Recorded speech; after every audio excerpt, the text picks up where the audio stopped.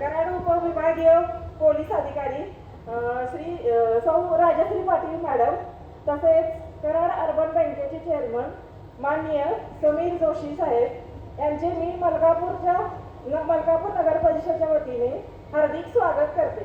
तसेच आज या मेळाव्यासाठी जिल्हा परिषद व पंचायत समितीच्या नवनिर्वाचित महिला सदस्य, कराड नगर परिषदेच्या माझ्या सर्व सहकारी व सर्व उपस्थित महिला मैत्रिणी यांचे पण मी स्वागत करते आणि सर्व महिलांना मलकापूर नगर परिषदेच्या वतीने महिला दिनाच्या हार्दिक शुभेच्छा देते। जिच्या उदरातून जन्म घेते दुनिया सारी, त्या स्त्री शक्तीचे नाव आहे नारी, त्या स्त्री शक्तीचे नाव आहे नारी। सर्वांना महिला दिनाच्या माझ्याकडून खूप खूप शुभेच्छा। धन्यवाद। जय हिंद, जय महाराष्ट्र। परिषद आयोजित जागतिक महिला दिनानिमित्त महिला मेळाव्यासाठी उपस्थित कार्यक्रमाचे अध्यक्ष, कराड दक्षिणचे लोकप्रिय आमदार माननीय डॉक्टर अतुलबाबा भोसले, तसेच आजच्या कार्यक्रमाचे प्रमुख वक्ते दैनिक लोकमतचे संपादक माननीय संजय आवटीजी, आपल्या सर्वांच्या लाडक्या माननीय सौ गौरवीताई भोसले वहिनी साहेब, कार्यक्रमासाठी उपस्थित कराड कोऑपरेटिव्ह बँकेचे अध्यक्ष माननीय समीर जोशीजी, उपस्थित उपविभागीय पोलीस अधिकारी माननीय सौ राजश्री मॅडमजी, तसेच आजच्या कार्यक्रमाचे निमंत्रक व माझे सहकारी मलकापूर नगर परिषदेचे मुख्याधिकारी, उपनगराध्यक्ष, सभापती महोदय, तसेच सर्व नगरसेवक नगरसेविका आणि आजच्या या कार्यक्रमाच्या निमित्त सत्कार मूर्ती म्हणून जिल्हा परिषद व पंचायत समितीमध्ये निवडून आलेले महिला नवनिर्वाचित सदस्य, तसेच मलकापूर नगर परिषदेचे माजी नगराध्यक्ष व नगरसेवक आणि उपस्थित सर्व महिला बंधू भगिनींनो आणि पत्रकार मित्रांनो, खरं तर हा आजचा दिवस आपण सर्वजण एकत्र येऊन खूप आनंदाचा आणि अभिमानाचा हा दिवस आहे. आजचा हा दिवस जगभरामध्ये महिलांचं सक्षमीकरण, त्यांचा गौरव व त्यांचं कौतुक करण्यासाठी हा दिवस साजरा केला जातो. खरं तर महिलांनी प्रत्येक क्षेत्रामध्ये त्यांचे प्राधान्य आणि श्रेय दिलेले आहे आणि प्रत्येक क्षेत्रामध्ये त्यांची कामगिरी ही अत्यंत मोठ्या प्रमाणात होत आहे. शिक्षण, उद्योग, राजकारण, प्रशासन अशा विविध क्षेत्रामध्ये महिलांनी मोठी कामगिरी केलेली आहे. मलकापूर नगर परिषद सातत्याने महिलांच्या सक्षमीकरणासाठी व बळकटीकरणासाठी विविध उपक्रम आणि योजना राबवत आहे. गेले 2 दिवस महिला दिनानिमित्त मलकापूर नगर परिषदेने महिलांसाठी पाककला स्पर्धा, रांगोळी स्पर्धा, महिलांसाठी आरोग्य शिबिराचं आयोजन केलेलं आहे. 538 महिलांनी आरोग्य शिबिराचा लाभ घेतलेला आहे. महिलांच्या सक्षमीकरणासाठी, त्यांचा रोजगार उपलब्ध करण्यासाठी मलकापूर नगर परिषद सातत्याने प्रयत्न करीत आहे. त्यांच्या सामाजिक विकासासाठी आपण सर्वांनी एकत्रित येऊन त्यांना सामाजिक बांधिलकी देण्याचे सर्वात मोठे आपले सर्वांचे योगदान आहे. आजच्या कार्यक्रमासाठी उपस्थित सर्व महिला बंधू भगिनींना मी मलकापूर नगर परिषद लोकनियुक्त नगराध्यक्ष या नात्याने त्यांचे सहर्ष स्वागत करतो आणि अभिनंदन करतो आणि जागतिक महिला दिनाच्या मी त्यांना शुभेच्छा देतो. माझे 2 शब्द थांबवतो. जय हिंद, जय महाराष्ट्र. आज या ठिकाणी 8 मार्च जागतिक महिला दिनाच्या निमित्तानं महिला मेळाव्याचं आयोजन केलेलं आहे. त्या मेळाव्यासाठी आदरणीय कराड दक्षिणचे विद्यमान आमदार माननीय अतुलबाबा भोसले ज्यांचं थोडंसं आपल्याला मार्गदर्शन घ्यायचं आहे, ते पुण्याहून खास मलकापूरच्या कार्यक्रमाकरता आलेले आणि वेळेत पोहोचावं म्हणून रात्री मुक्कामाला आलेले आमचे संजयजी अवटे सर आणि महिलांच्या कार्यक्रमाकरता मी बाबांना विनंती केली की माझी ताईंची काही फार म्हणजे ओळख नाही, परंतु आपण गौरवीताईंना बोलवा, कारण का देशमुख कुटुंबांचा मलकापूरचा फार मोठा ऋणानुबंध आहे विकासाचा. माझे वडील भास्करराव शिंदे माय फ्रेंड आणि विलासराव देशमुख साहेब हे फार अतूट असं नातं होतं. त्यामुळे ताईंना बोलवायला मला फार मनापासून आनंद झाला आणि त्यांची भेट किंवा फोन वगैरे नाही, पण त्या आल्या त्यामुळे मी मनापासून ताई आपलं स्वागत करतो. आमचे सहकारी मित्र कराड अर्बन बँकेचे तरुण चेअरमन समीर जोशी, कराडच्या उपविभागीय अधिकारी मॅडम पाटील मॅडम, त्यांची परवाच कार्यक्रमात ओळख झाली आणि त्यांना मंडळ विनंती केली, त्या या ठिकाणी आलेले आहेत. हा कार्यक्रम ज्या विभागानं आयोजित केले ते आमच्या महिला बाल कल्याण सभापती गीतांजली शाजी पाटील, उपसभापती गीता नंदकुमार साठे, मलकापूरचे प्रथम नागरिक तेजस सोनवणे आणि सर्व उपस्थित सर्वांचा नामोल्लेख करणं थोडं गरजेचं आहे, परंतु सर्व आमच्या नगरसेविका, जिल्हा परिषद पंचायत समितीच्या नवनिर्वाचित सदस्या, महिला बचत गट, अंगणवाडी आशा सेविका सर्व उपस्थित, माझे सर्व पत्रकार मित्र, आमच्या सर्व माजी नगरसेवक या ठिकाणी आहेत. सर्वांचं मी या ठिकाणी मनापासून स्वागत करतो. खरं म्हणजे मलकापूर शहराच्या सगळ्या एकंदरीत वाटचालीमध्ये महिलांचं बाबा फार मोठं योगदान आहे. मी 2000 साली उपसरपंच झालो आणि 2005 साली सरपंच झालो. आणि आपण जी मलकापूरची ओळख आहे 24/7 पाणी योजना, त्या योजनेच्या माध्यमातून अनेक लोकांच्या मनात गैरसमज होते. परंतु प्रत्येक विभागवार ज्या मिटिंगा झाल्या की मीटरनं पाणी घ्यायचं का, मग ते पाणी लोकांना परवडेल का, लोक तेव्हा मानसिकता होती. 2008 ची गोष्ट आहे की पेट्रोल आहे का, डिझेल आहे का, मग हे पाणी आपल्याला परवडेल का.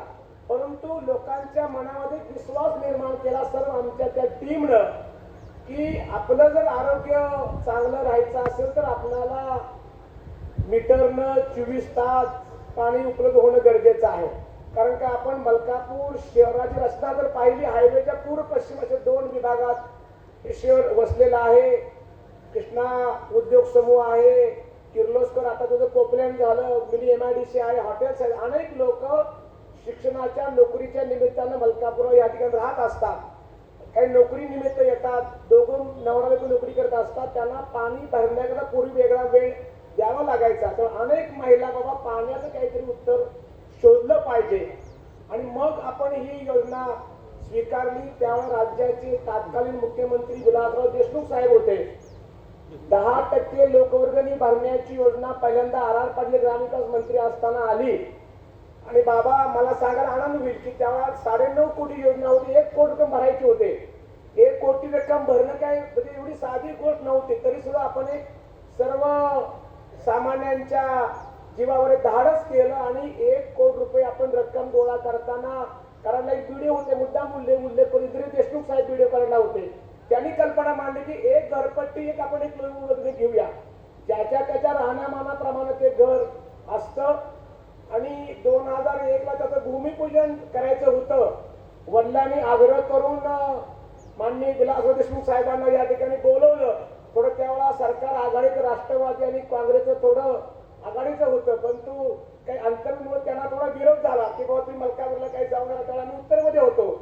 परंतु देशमुख साहेबांनी सांगितलं की माय फ्रेंड, म्हणजे माझ्या वडिलांना माय फ्रेंड म्हणायचे, माय फ्रेंडनी मला बोल मी जाणार.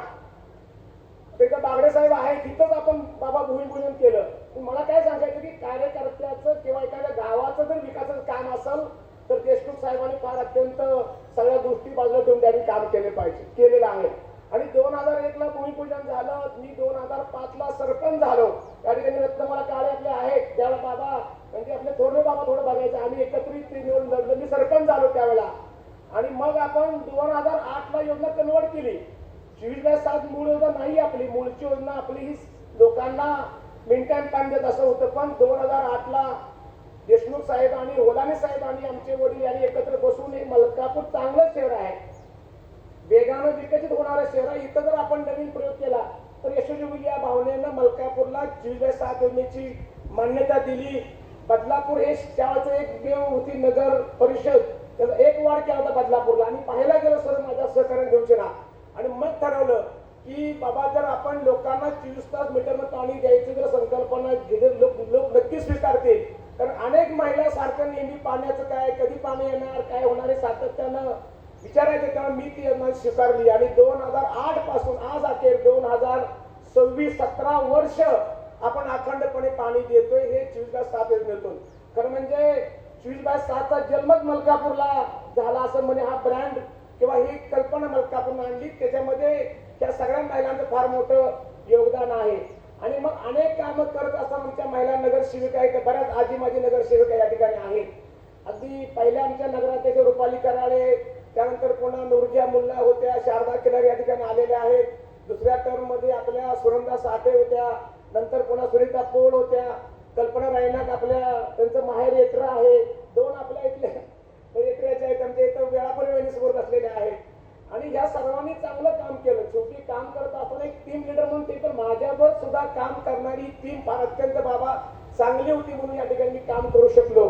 आणि त्यानंतर मग एक गोष्ट आपण जर चांगली तर अनेक गोष्टी आपण करण्याकरता त्या ठिकाणी प्रयत्न करत असतो. एक दिल्लीमध्ये घटना घडली मुलींच्या बाबतीत बसमध्ये, त्यातनं ही कल्पना आली मुलींची बस सेवा. की मुली ज्या आपल्या या मलकापूर आगासनगर परिसरामधून शाळेकरता विद्यानगर म्हणतो आपण सैदापूरला जातात, परीक्षेला जाणं, अनेक त्यांना थोड्याशा काही अडचणी राहायच्या प्रवासामध्ये. त्यातनं ही कल्पना आली की मुलींची बस सेवा. आणि मग त्याला आपण प्रेमलताई चव्हाण कन्या सुरक्षा अभियान नाव दिलं. तेव्हा 2 बसेस आपल्याला गव्हर्नमेंटने दिल्या आणि त्याचं 65चे पैसे आपण भरून बाबा हे चालवतो. त्यानंतर आज महिला दिन आहे. महिलांच्या बद्दल अनेक बाबा मुलगी जन्माला आली तिच्याबद्दल थोडंसं माणसाने मनात एक आता काळ बदलला पण त्याला थोडं होतं नाराजी. बाबा मग मलकापूरला मुलगी जन्माला आली तर आपण काहीतरी तिला दिलं पाहिजे. त्या एका भावनेनं आपण कन्या रत्न योजना आणली, प्रियदर्शनी कन्याधर योजना. त्यामध्ये बाबा मुलगी मलकापूरला आली की आपण तिच्या नावावर 15,000 बँकेत एफडी करतो. त्यामध्ये 25% ज्या फॅमिली 1 लाखाच्या आत आहे त्यांचा आपण प्रति रक्कम देतो. समजा 100 रुपये जर त्यांना भरायचे असले तर 25 रुपये त्यांचे घेतो. ज्या फॅमिली बीपीएल खाली आहेत त्यांचे आपण 10% म्हणजे 10 रुपये घेतो.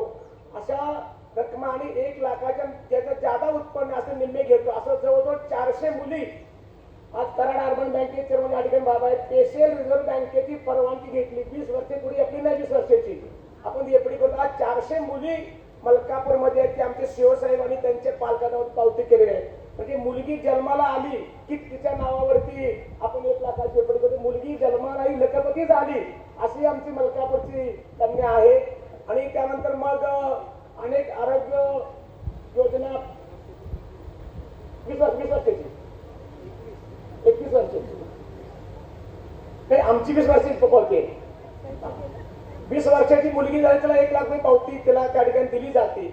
मग हे सगळं असं काम करत असताना अनेक आपण आरोग्य महिलांच्या करता होतं. राजमाता जिजाऊ अभियान आम्ही राबवलं. गरोदर मातांचा बाबा आपण एक कृष्णा हॉस्पिटलला आपण एक चांगला ड्राईव्ह घेतला होता की कुपोषित बाळ जन्माला आल्या उपचार करण्यापेक्षा माता गरोदर असताना जर आपण त्यांची तपासणी त्यांना लागणारा आहार औषध आम्ही जर मलकापूर आणि कराड तालुका केमिस्ट असोसिएशन त्यावेळेला सुरेश बाबा त्या कार्यक्रमाला आले होते. 100च्या 100 ताई बाळा ही सुदृढ बालक त्यावेळेला जन्माला आली होती. म्हणजे असे अनेक योजना आपण या ठिकाणी राबवल्या. त्यानंतर दिव्यांगांच्या करता आपण जी दिव्यांग व्यक्ती आहेत आपल्या उत्पन्नाच्या 5% रक्कम आपण त्यांच्यावर करतो. ज्यांची घरी सेवा करावी लागते असे जे दिव्यांग आहेत त्यांना आपण 2,000 रुपये महिन्याला त्यांना पेन्शन देतो. जी दिव्यांग मुलं शिक्षण घेतात त्यांना 1,500 रुपये देतो. महिन्याच्या कामगारांच्या पगाराबरोबर त्यांचं ते आपण पैसे बँकेत जमा करत असतो. आपण हातात देत नाही. आमच्या मनेर मॅडम त्या चांगलं या ठिकाणी काम करतायत. त्याच्यानंतर आपण महिला बचत गट शेवटी महिला सक्षमीकरण आज 8 मार्च आहे. बाबा त्यावर बोलतील मी काय बोलत नाही. सक्षमीकरण नेमकं काय की महिलेनं स्वतःच्या पायावर उभं राहिलं पाहिजे. तिच्याकरता तिला मदत केली पाहिजे. म्हणून जे बचत गट आहे त्या बचत गटाने आपण 10,000 रुपये अनुदान देतो. त्यांनी व्यवसाय सुरू केला बँकेचं कर्ज फेडलं आपण त्याला 10,000 रुपये त्या ठिकाणी आपण अनुदान देतो. या सर्व योजना करत असताना या सर्वांचं मोठं सहकार्य मिळालं. 2008 पासून आज 2026 आलेला आहे. आणि मलकापूर शहराचा जर खरा टर्निंग पॉईंट असेल तर ग्रामपंचायतीची नगरपंचायत करणं. बाबा आता बऱ्याच नगरपंचायत झाल्या पण त्यामध्ये 3 होत्या. दापोली, शिर्डी आणि कणकवली. 4थी आपली आहे. आपण स्वतः शिर्डीला गेलो, दापोलीला गेलो, तिन्ही नगरपंचायतीचं पाहणी केली, माहिती घेतली. नगरपंचायत नगर विकासच्या जर आपण अंडर गेलो तर अनेक फंड केंद्राचे आपल्याला या ठिकाणी मिळतील ही भावना होती. योगांकाळ विलासराव देशमुख साहेब राज्याचे मुख्यमंत्री होते. शेवटी आमच्या राष्ट्रवादी काँग्रेसचं द्यायचं नाही पण असंच बऱ्याच दिवस आमची फाईल अडकून पडली. टी.सी. बेंजेमन त्यावेळेला प्रधान सचिव नगर विकास होते. सकाळी आम्ही महालक्ष्मी जायचो, साहेबांना भेटलो तिथं. साहेब म्हणले काय झालं मायपडच्या कामाचं. नानासाहेब पाटील होते त्यावेळेला सचिव कासेगावचे त्यावेळेला नगर विकासचे. म्हणले काय नाही म्हणले जरा ते राज्यमंत्री आहेत म्हणले त्यांच्याकडं फाईल आपल्या अडकल्या. म्हणजे आजच्या फाईल मला कुठं झाली पाहिजे आज जर निघाला पाहिजे. म्हणजे आवेटू राज्यमंत्री शहरावरून फाईलवरती आली ताई. त्या दिवशी संध्याकाळी 5 वाजता आमच्या हातात जार दिला. तो मलकापूरच्या खरा विकासाचा टर्निंग पॉईंट आहे की ग्रामपंचायत नगरपंचायत झाली आणि सर्व कामगारांचं समावेशन खास पाहून झालं. आज बाबा महिन्याला 6,30,00,000 शासन पगार लोकांना मिळतो. मलकापूरच्या 6,30,00,000 शासन सगळं पगार त्या ठिकाणी देते. आणि मग त्यानंतर नगर परिषद झाली. अनेक पुरस्कार मिळाले, अनेक कामं करत गेलो. परंतु विकासाचा वेग पाहिला इतर शहरांचा आणि मलकापूरचा वेग पाहिला तर तो फार मोठा प्रचंड वेग आहे. त्याकरता नगर विकास पाठबळ असणं गरजेचं आहे. त्यानंतर आपण सांडपाणी प्रकार योजना आहे, गंगा व्यवस्थापन आहे, या सर्व गोष्टी आपण करतोय. नुकतीच आपली निवडणूक पार पडली. खरं म्हणजे बाबा मी मनापासून तुम्हाला जाहीर या ठिकाणी आभार मानतो की राजकारणात काम करत असताना मनाचा मोठेपणा असणारी फार कमी माणसे राजकारणामध्ये आहे. पण आपण एक कर्तव्य भावनेनं किंवा मी लोकप्रतिनिधी म्हणून या शहराचा विकास झाला पाहिजे आणि ह्या विकास करत असेल तर आपल्याला योग्य माणसांनी साथ पाहिजे, मदत पाहिजे या भावनेनं बाबांनी आमच्या सुसंवाद साधला. अनेक चर्चा झाल्या, अनेक पण एकच बाबा डोळ्यामध्ये डोक्यात ठेवलं की आपल्याला गावचा विकास करायचा आहे. अनेक ऋणांबंद असताना सुद्धा केवळ तुमची साथ, तुमचा विश्वास आणि ह्या नावा निर्णय घेऊन बाबा आपण हा तुमच्याबरोबर यायचा निर्णय घेतला. निश्चितपणाच्या भावनेनं बाबा तुम्ही एक मोठ्या मनानं किंवा हे मलकापूरचा विकास करायला मनोहर शिंदेने पूर्वी काम चांगलं केलेलं आहे, त्यांना थोडी क्षमता आहे, काही करू शकता, जो विश्वास तुम्ही दाखवले. आता थोडं पाण्याच्या आपल्या अडचणी आहेत, घनकचऱ्यामध्ये सांडपाणी आहे, तुमच्या विश्वासाला कुठे तडा जाणार नाही. तुम्हाला जे अपेक्षित मलकापूर आहे, येत्या 25 वर्षाचा मलकापूरचा प्लॅन तुम्हाला करायचा. आता ताईना ते गाडी सांगत होते बाबांना की असं करायचं, म्हणजे किती विजन डोक्यात त्यांचे आहे. आता बाबा बोलतील बजेटमध्ये काल मलकापूरला मोठा निधी मंजूर झाला ते सांगतील. एक नवीन कार्यालय ताई आपण बांधतोय मलकापूरचं, फार मोठी इमारत आहे. भविष्यात महानगरपालिका झाली तरी काही अडचण येणार नाही. नवी मुंबई महानगरपालिकेच्या धर्तीवर आपण 50,000 स्क्वेअर फूटचं कार्यालय बांधतोय. त्याचं काम थोडंसं प्रलंबित आहे. जवळजवळ 13.25 कोटी आम्हाला अपेक्षित आहे. तो प्रस्ताव सादर झालेला आहे. ड्रेनेजचं वाढी भागाकरता आगाहित आहेत, आघाडीवरची मंडळी आहेत, त्या भागातलं थोडं ड्रेनेजचं काम प्रलंबित आहे. तो प्रस्ताव सादर या अधिवेशन काळामध्ये आता बजेट झालेला आहे. त्या बजेटच्या निश्चित पैसे मिळतील. मी पाहिलं बाबांच्या बरोबर सीएम साहेबांना भेटलो मुंबईला आणि सातारला. जी अटॅचमेंट आहे त्यांची आणि सीएम साहेबांची एका मिनिटात कळतं. पॉझिटिव्ह थिंकिंग म्हणतो किंवा स्पार्क आहे. तर मला निश्चित बाबा मी मलकापूर भाग्यवान म्हणेन. विलासराव देशमुख साहेब होते, कधी आम्हाला काही टाइम पडलं नाही. पृथ्वीराज चव्हाण बाबा होते, कधी काही पडलं नाही. आणि आता अतुल बाबा आणि फडणवीस साहेबांना आम्हाला कधी काही पडणार आहे याची मला पूर्ण खात्री लक्षात तुम्ही घ्या. एकच आठवण सांगताना थांबतो. 2008ला नगरपंचायत झाली, मी निवडून आलो, रुपारी काळे अध्यक्ष झाल्या. तरी नेते कसे असतात आणि आम्ही भेटायला गेलो मुंबईला वडिलांच्या बरोबर. ते म्हणजे माय फ्रेंड काय आलाय नाही म्हणजे झालं, मुलगा झाला उपनगराध्यक्ष, म्हणजे पैसे नाही, निधी नाही. ठीक आहे म्हणजे मी येणार आहे 25 तारखेला, 25 नोव्हेंबरला साहेब का आम्ही टाइम नेहमी करायला चव्हाण साहेब सहमती यायचे. आता बाबा ऑनलाईन झालं, हे पुरे आम्हाला चेक मिळायचे. स्वतः देशमुख साहेब आम्हाला 1 कोटीचा, शिवसाहेब त्यावेळेला 2008ला 1 कोटीचा चेक देशमुख साहेब घेऊन आले होते. विमानातनं आले पीए होते, रायते म्हणजे माय फ्रेंडला बोलवा. तेव्हा आमचे पाटील शिव होते, प्रकाश पाटील, आणि 1 कोटीचा चेक आम्हाला कराडच्या विमानतळावर विलासराव देशमुख साहेबांनी दिला होता. त्या माणसा उद्देश की कशा पद्धतीने कशा ताकदीने मदत या मलकापूरला सगळ्या मंडळीने केलेली आहे. 30 ताकद 30 संधी आम्हाला पुन्हा या ठिकाणी मिळालेला आहे. बाबा तुमच्या विश्वासानं तुमच्या मनातलं जे नियोजित मलकापूर आहे विकासाचं ते पार पाडण्याकरता हे सगळ्या बसलेल्या भगिनी मंडळी आणि सगळ्या महिला स्टेजवर सगळ्या महिला आहेत. आज आमचे नगरसेवक बाबा आज खाली बसले सगळे, मी आम्हाला म्हणले यावर. तर या सणा बरोबर घेऊन नक्की पार पाडू एवढंच आदेशन देतो. थांबतो. जय हिंद महाराष्ट्र.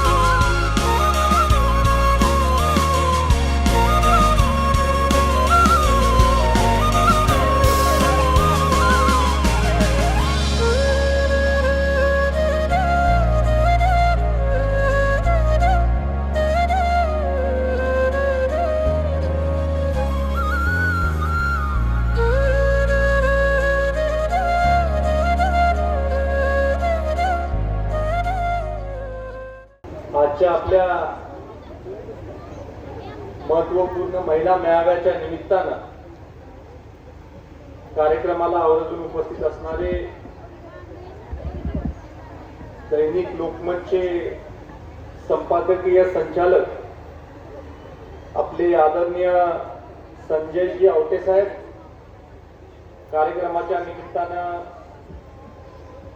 आवर्जून उपस्थित असणारे कराड अर्बन बँकेचे चेअरमन समीर दादा जोशी, कार्यक्रमाला उपस्थित असणाऱ्या आदरणीय गौरवीजी भोसले, कार्यक्रमाला उपस्थित असणाऱ्या कराडच्या उपविभागीय पोलीस अधिकारी आदरणीय राजश्रीजी पाटील मॅडम, कार्यक्रमाला उपस्थित मलकापूर शहराचे प्रथम नागरिक आदरणीय तेलगटजी सोनावले साहेब, आपले आदरणीय मनोहरजी भाऊ, कार्यक्रमाला उपस्थित मलकापूर नगरपालिकेचे मुख्य कार्यकारी अधिकारी आदरणीय कपिलजी जगताप साहेब, जिल्हा परिषदेच्या सदस्या शैलजाताई शिंदे, प्रियांकाताई सावंगे, काही मतदान नाही झालेला, जाऊन करा.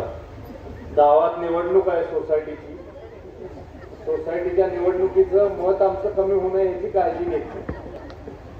कार्यक्रमाला उपस्थित आदरणीय पाटसुपे मॅडम, नंदाताई यादव, गीतांजली पाटील, गीताताई साठे, विद्याताई थोरोडे, मोठ्या संख्येने उपस्थित असणारे सगळे मलकापूर नगर परिषदेचे नगरसेवक, सभापती, प्रमुख कार्यकर्ते, मोठ्या संख्येने उपस्थित असणाऱ्या सगळ्या माझ्या माता भगिनी, तरुण मित्र आणि पत्रकार बांधवांनी, आज आपल्यासाठी अत्यंत महत्वाचा दिवस आहे. ज्या परंपरेला सुरुवात 1908 साली झाली आणि 1908 साली कोपनहेगन मध्ये एका मोठ्या परिषदेच्या दरम्यान परिषदेने निर्णय घेतला की प्रत्येक वर्षी 8 मार्चला महिला दिन आपण जागतिक पातळीवर साजरा करायचा. हे 1908 साली ठरलं आणि 1910 सालापासून सातत्यानं जगामध्ये विविध ठिकाणी महिला दिन साजरा करण्यात येतो. आज महिला दिनाच्या निमित्तानं भरगच्च असा कार्यक्रम मलकापूर नगरपंचायतीने आयोजित केला आणि हा कार्यक्रम अत्यंत अभिनंदनीय आहे, अत्यंत चांगल्या पद्धतीने घेतलेला आहे आणि महिलांमध्ये एक ऊर्जा निर्माण करणारी संस्था म्हणून मलकापूर नगर परिषदेकडे पाहण्याचा दृष्टिकोन देखील तुमचा आमचा सगळ्यांचा बनत चाललेला आहे. असंख्य महत्वपूर्ण योजना मलकापूर नगर पंचायतीने आपल्या लोकांसाठी आणल्या.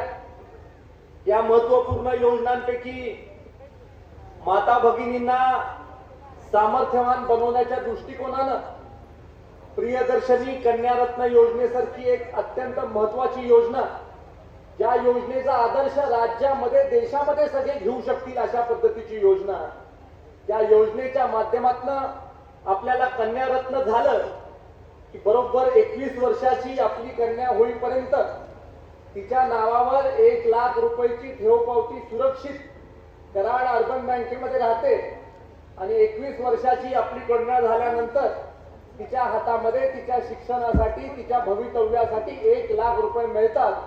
अशी दूरदृष्टी असणारी योजना की आदरणीय भाऊ आणि भाऊंच्या सगळ्या टीमनी अनेक वर्षांपासून या शहरामधल्या माता भगिनींसाठी आणली. 2013 साली या योजनेची सुरुवात झाली आणि 2013 पासून 2026 पर्यंत 13 वर्ष अविरत ही योजना चालू ठेवण्याच्या बाबतीमधलं महत्वपूर्ण काम हे मलकापूर नगर परिषदेने आजपर्यंत केले. मुलींच्या सुरक्षिततेसाठी मुलींचा जो बस प्रवास आहे त्याच्यासाठी 50% सवलत राज्य सरकारने दिली आणि राज्य सरकारने 50% जी सवलत दिली त्याच्यावर न थांबता 50% राहिलेली सवलत ही आपली मलकापूर नगर परिषद देते आणि 100% सवलतीमध्ये आमच्या मुली कॉलेज पर्यंत, शाळेपर्यंत बसनी प्रवास करू शकतात. हा देखील एक अत्यंत महत्वपूर्ण निर्णय हा आपल्या मलकापूर नगर परिषदेच्या माध्यमातून घेण्यात आला. मलकापूर नगर परिषदेच्या माध्यमातून आपल्या शहरामध्ये जे कुटुंब सोलर वॉटर पंप बसवतील त्या सोलर वॉटर पंप साठी देखील 10% अनुदान देण्याच्या बाबतीमधला निर्णय हा मलकापूर नगर परिषदेने घेतलेला आहे. स्वनिधी 10% अनुदान, 30% शासनाचं अनुदान आणि 50% मात्र आपण वित्तीय संस्थेमधनं कर्ज घ्यायचं किंवा आपण स्वतःचे पैसे गुंतवायचे. आणि सोलर वॉटर हीटरसाठी एक महत्वपूर्ण योजना ही आदरणीय मलकापूर नगर परिषदेच्या सगळ्या सन्माननीय नगरसेवक मंडळींच्या माध्यमातून मागच्या कालावधीमध्ये करण्यात आली. खऱ्या अर्थानं मलकापूर शहराला आणखीन आपल्याला स्वयंपूर्ण ऊर्जा क्षेत्रामध्ये करण्यासाठी माझी आणि तेजस दादाची, मनोहर भाऊंची चर्चा झाली आणि सगळ्या नगरसेवक मंडळींबरोबर देखील माझी चर्चा झाली. आणि राज्य सरकारचा जो महत्वाकांक्षी प्रकल्प आहे तो खरं तर प्रधानमंत्री सूर्यघर योजनेच्या माध्यमातून देशभरामध्ये राबवण्याचा निर्णय आदरणीय पंतप्रधान नरेंद्र मोदी साहेबांनी घेतला आहे. तो प्रकल्प राज्यामध्ये मोठ्या प्रमाणावर राबवण्याचं धोरण आदरणीय देवाभाऊंनी घेतलेला आहे. तो प्रकल्प आपल्या मलकापूर शहरामध्ये राबवण्यासाठी मलकापूरच्या अर्थसंकल्पीय बैठकीमध्ये निर्णय घेण्यात आला. मलकापूरच्या अर्थसंकल्पामध्ये तरतूद करण्यात आली, थोडी तोडकी नाही. तर मलकापूरच्या अर्थसंकल्पामध्ये 50 लाख रुपयाची तरतूद ही आमच्या मलकापूर नगर परिषदेने केली. आणि 50 लाख रुपयाची तरतूद एवढ्यासाठी केली की या 50 लाख रुपयाच्या तरतुदीमधून जे लोक आपल्या मलकापूर नगर परिषदेला कर भरतात त्या करामध्ये 10% सवलत द्यायची. जो व्यक्ती हा PM सूर्यघर योजनेमध्ये सहभाग घेईल त्याला मलकापूरच्या करामध्ये 10% सवलत द्यायची. अशा पद्धतीची योजना ही मलकापूर नगर परिषदेने आणली. ही योजना खरं तर अत्यंत महत्वपूर्ण योजना आहे. आपल्या देशाच्या पंतप्रधानांचं मत आहे की आपल्या देशामधल्या प्रत्येक घरामध्ये मोफत वीज मिळाली पाहिजे. आता मोफत वीज मिळाली पाहिजे हे करण्यासाठी आपल्याला काय केलं पाहिजे तर PM सूर्यघर योजनेमधनं 3 किलोवॉट पर्यंतचा सोलार आपण जर त्या बसवला तर 78,000 रुपये सबसिडी ही आपल्याला केंद्र सरकारच्या माध्यमातून मिळते. आणि आपण आता नेव्हिटास नावाच्या एका कंपनी बरोबर या मतदारसंघापुरता एक प्रकल्प केलेला आहे. त्या प्रकल्पामध्ये जे सोलर पॅनल बसवण्यासाठी तुम्हाला 1,60,000, 70,000, 80,000 रुपये पॅनल ज्या प्रकारचा आपण घेतो त्याच्यावर आपल्याला भरावे लागतात. तेच पॅनल आपल्याला या नेव्हिटास कंपनीमधून 1,05,000 रुपयाला मिळणार आहे. 78,000 रुपये सबसिडी जर का वजा केली तर फक्त 27,000 रुपये खर्च आपल्याला करावा लागणार आहे. आणि या 27,000 रुपयामध्ये देखील मलकापूरमध्ये ज्याचं घर आहे त्याला आपला जो कर आहे महसुली कर जो आपल्याला मलकापूर नगर परिषदेला भरावा लागतो त्याच्यामध्ये 10% सवलत मिळणार. आता भाऊ माझा तुम्हाला दुसरा एक प्रश्न आहे की ज्याचा जास्त कर आहे समजा 1,00,000, 2,00,000, 3,00,000 कर आहे त्याला जास्त सवलत मिळणार. 27,000च्या वर आकडा जाणार तर ते वरचे पैसे कोण देणार? हा महत्वाचा प्रश्न आहे बरं की 27,000 रुपये वर लागतात. तुम्ही म्हणताय 10% सवलत देणार करा. एखादा जास्त कर भरणारा माणूस असेल तर काय राहणाऱ्या घराकरता पण महसूल कर जास्त असेल घर जर का जास्त असेल तर काय याच्यावर जरा तुम्ही विचार करा. मलकापूर नगर पंचायतीने या गोष्टीवर गांभीर्याने विचार करावा. पण मलकापूर नगर परिषदेचे मनपूर्वक आभार महिला दिनाच्या निमित्तानं मी एवढ्यासाठी मानतो की मलकापूर नगर परिषदेकडे देण्याचं दातृत्व देण्याच्या बाबतीमध्ये मोठं मन आहे मलकापूर नगर परिषदेचं. आणि सर्वसामान्य माणसाला देण्याचं मन असणारी नगर परिषद म्हणजे मलकापूर नगर परिषद आहे. ते आवर्जून या कार्यक्रमाच्या निमित्तानं सांगतो. आपण बघा विविध कार्यक्रमाच्या निमित्तानं विविध योजनांच्या निमित्तानं आज आपण अनेक लोकांना इथं प्रशस्ती पत्र दिले, अनेक लोकांना आपण चेक दिले. लोकांपर्यंत पोहोचणाऱ्या योजना मलकापूर नगर परिषद राबवते हे देखील तुम्ही आम्ही सगळ्यांनी बघितले. आणि त्यामुळे खऱ्या अर्थानं येणाऱ्या काळामध्ये मलकापूर शहरामध्ये जास्त लोकांना राहायचंय. मलकापूर शहराची लोकवस्ती मोठ्या प्रमाणावर वाढत चालली आहे. आणि त्यामुळे आपल्या ज्या योजना 2008 साली 2013 साली ज्या योजना आपल्या चालू झालेल्या आहेत, मग त्याच्यामध्ये आपल्या 24/7 पाणी पुरवठा योजनेची एक मोठी मुहूर्तमेढ ती आपण मागच्या कालावधीमध्ये रोवली. 2008 साली योजना चालू करत असताना कदाचितच तुम्हाला वाटलं असेल की 2026 मध्ये आपण केलेली योजना आपल्याला कमी पडेल, इतकी लोकसंख्या आपल्या गावची वाढलेली आहे. आणि खऱ्या अर्थानं चांगल्या केलेल्या कामावर लोकांनी शिक्कामोर्तब केले. लोकांना असं वाटतं की चांगली नगर परिषद आहे, चांगली सुविधा देणारी नगर परिषद आहे, चांगलं काम करणारी नगर परिषद आहे, म्हणून लोकांना येऊन मलकापूरमध्ये राहायचं. आज मलकापूरमधली परिस्थिती आपण जर का बघितली तर जिल्ह्याचे आणि तालुक्याचे प्रमुख नेते मंडळी हे मलकापूर आणि कोयना वसाहतमध्ये राहतात. तुम्हाला जर का तालुक्यामधल्या प्रमुख गावांचं राजकारण समजून घ्यायचं असेल तर अर्धा दिवस मलकापूरमध्ये फिरा, अर्धा दिवस कोयना वसाहतमध्ये फिरा. सगळे नेते मंडळी इथं राहायला आले, म्हणजे गावचं राजकारण करतात पण राहतात इथं. मला वाटतं जो नेता इथं राहून गावचं राजकारण करतो त्याच्यावर टॅक्स लावा, प्रिव्हिलेज टॅक्स, 25-30% टॅक्स लावा. गावचं राजकारण इथं बसून शांत चित्ताने तुम्ही करताय. गावामध्ये मोठी राजकीय लढाई होते, पण तुम्ही मात्र मलकापूरच्या छत्रछायेमध्ये, कोयना वसाहतच्या छत्रछायेमध्ये राहता. याच्यासाठी त्यांच्यावर कर आकारणी करण्याची आवश्यकता. चला, विनोदाचा भाग आपण सोडून देऊया, पण चांगलं सुविधा देणारं शहर म्हणून आपलं नावलौकिक झाले. येणाऱ्या 25 वर्षामधलं आपलं खरं तर टार्गेट आहे, येणाऱ्या 25 वर्षामधलं आपलं स्वप्न आहे की ज्या दिवशी देशाला विकसित देशाची प्रतिमा प्राप्त होईल किंवा विकसित देशाचा दर्जा आपल्या देशाला प्राप्त होईल, ज्याला आपण डेव्हलप्ड नेशन म्हणतोय, तो दर्जा प्राप्त करण्यासाठी 2047 सालापर्यंतची ब्लूप्रिंट आपल्या आदरणीय पंतप्रधान नरेंद्र मोदी साहेबांनी ठेवलेली आहे. आणि 2047 सालापर्यंत ज्या वेळेला या देशाला डेव्हलप्ड नेशनचा किंवा प्रगत राष्ट्राचा दर्जा प्राप्त होईल, तोपर्यंत या 22 वर्षामध्ये 21 वर्षामध्ये आजपासून मलकापूर शहराला या देशामधलं सगळ्यात प्रगत शहर याचा दर्जा प्राप्त झाला पाहिजे, याच्यासाठीचा प्रयत्न आपल्याला दिवस रात्र करण्याची गरज आहे. आजपर्यंत नकाशावर आपलं स्थान निर्माण करण्यामध्ये आपण जरूर यशस्वी झालो, पण नकाशावर स्थान निर्माण करून आपल्याला थांबायचं नाही. नकाशावर एक असं स्थान आपल्याला निर्माण करायचंय जे स्थान शोधण्यासाठी जगामधले, देशामधले लोक आज आपल्या मलकापूर नगर परिषदेमध्ये येतील. तोच प्रयत्न आपल्याला भविष्य काळामध्ये करायचा आहे. 2010 साली बेस्ट नॅशनल अर्बन बॉडीचा अवॉर्ड आपल्याला मिळालं 2010 साली. आणि आता भविष्यामध्ये असे अनेक पारितोषिक आपल्याला चांगलं काम केल्याच्या बद्दल प्राप्त होणार आहे.